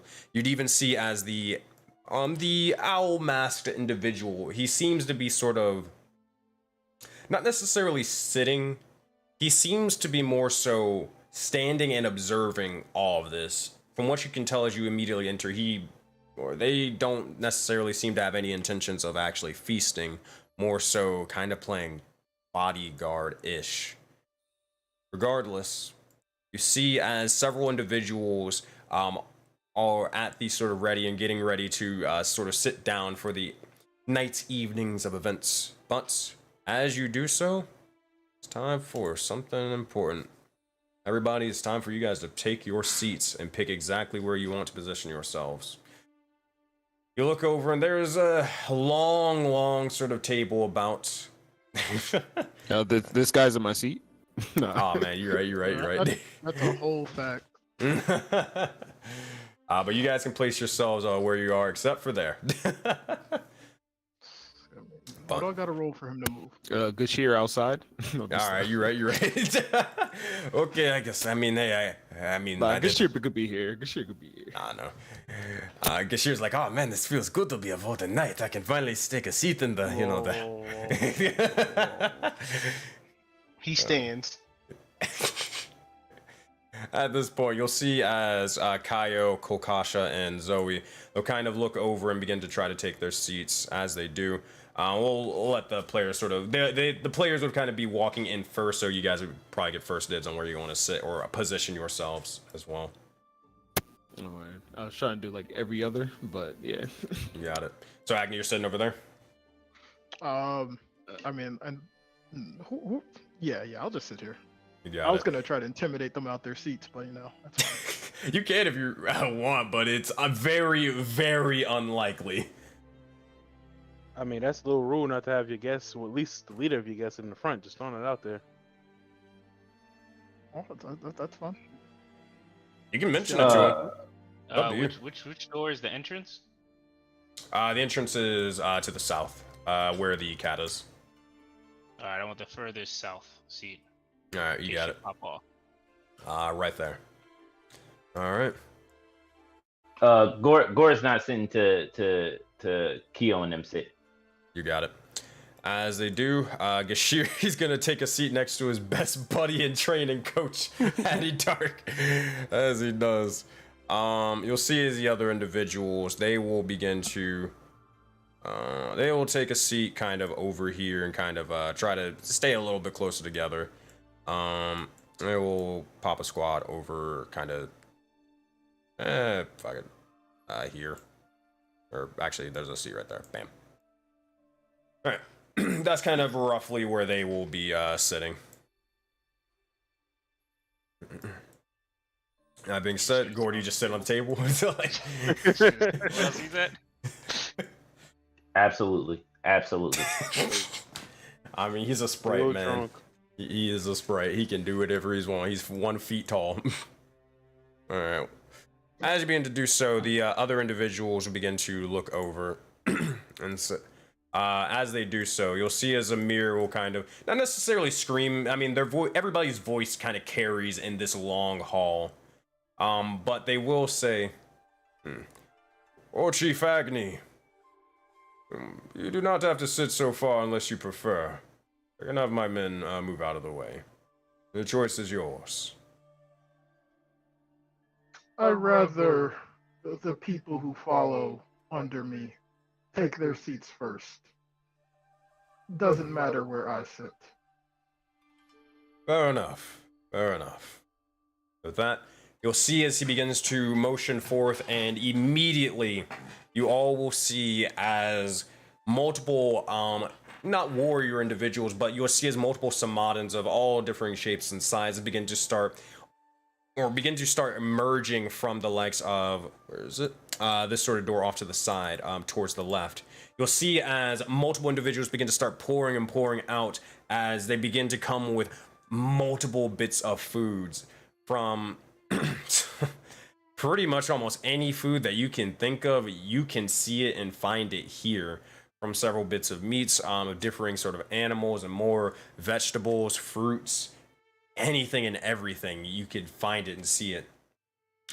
Looking about at this sort of grand display, you definitely see or get the sense that they are trying to, how you say, show off a little bit, especially to show respect and thanks for the bit of help that you've kind of done throughout the likes of, or the likes of their city. And also, I know, Zaman, that your token got deleted. Dragging it back in. But you'd also see as there is a bit of dessert, but it's sort of saved off to the side for a bit. But regardless, as all these individuals begin to take their seats and more, several bits of Samad and some soldiers, but some just sort of civilians, you'll see as the owl-faced individual, they do not begin to sit. They sit back, or they sort of stand back and watch as this entire thing sort of plays out. Now, as they do, Amir will begin to say, "Very well. Now, I would like to thank our very special guest of honor, the Voden Knights, led by War Chief Agni. They've done a great service to the likes of our village, and we honor them today. For that, my friends, family, we may now begin this feast." We'll see as he begins to raise a glass. With that, Voden Knights, we are at 11:18, but this is going to be a big scene. I want to make sure that we have enough time for it. So I think this is where we will cut off the session for today, and we will pick back up next week. Copy. All right, so as we wrap everything up, thank you guys again for all the players who were able to show up today. You guys are awesome as usual. I'm gonna go break down stream and everything, and we're gonna come back next week to the Grand Tsamadan Feast, and it's time to talk politics, my friend. Voden, survival, civilization building, politics. Here we go. All right, I'll be right back, guys.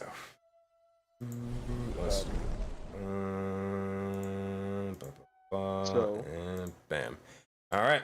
Thank you guys again for everybody who was able to tune into the likes of the stream. You guys are awesome as usual. For those of you guys who just joined in, also special thanks to all the raids and more. We have like 30 or 40 people over on Twitch, and then I think 10 people over on YouTube. You guys are freaking fantastic. So I guess to explain exactly to everybody who the heck I am, my name is SenseiSuplex. I am a professional DM who basically runs this giant living persistent universe known as Project Aurora. Every game that you see ran by or streamed over here on the channel, including the one that you just saw, it is all ran in this living universe, meaning that every game can affect each other and all the other games in a multitude of ways, big or small. On top of that, you guys can actually leave your mark on the world with the help of world building occasionally, and also being able to interact and affect the sessions in real time, whether that be giving out inspiration points, changing the weather, giving out healing potions, and a couple of other crazy things. So if that sounds remotely interesting to you in the slightest, be sure to hit the follow button over on Twitch. Be sure to stay informed and stay tuned for more and more D&D content. Also, make sure to go like the video over on YouTube and join the Discord, as the link has been posted down below. We'd love to have you, so be sure to do so. Also, thank you, Armin, for the follow. Much appreciated. Much love, my friend. Much love. We're going to be back live again. Are we streaming Tuesday? We might stream Tuesday. We might stream Tuesday at like 11. No promises on that. I got to do a little bit of planning and all that. So we might have a little bit of a DM talk where I just basically help you guys improve and enhance your games. No promises on it, but you can just sort of stay tuned, and if you may see me live there. Besides that, the next D&D game and session is going to be Thursday at 11 a.m. as we have Atlas of Etheria, where I get to be a player. All right, everybody, we don't have anybody to raid into, so we're going to just shoot you guys over towards the YouTube channel. Be sure to go subscribe over there. What time zone? EST. ESTK. So yeah, go head over to the YouTube channel. Go like the video over there. Go join the Discord, because we'd love to have you. And anybody can, or as we get more and more people in the Discord, we actually might be able to run more and more games, so you guys can actually be a player in one of these sessions at some point. All right, everybody, y'all have a good one. And I'll see you guys later.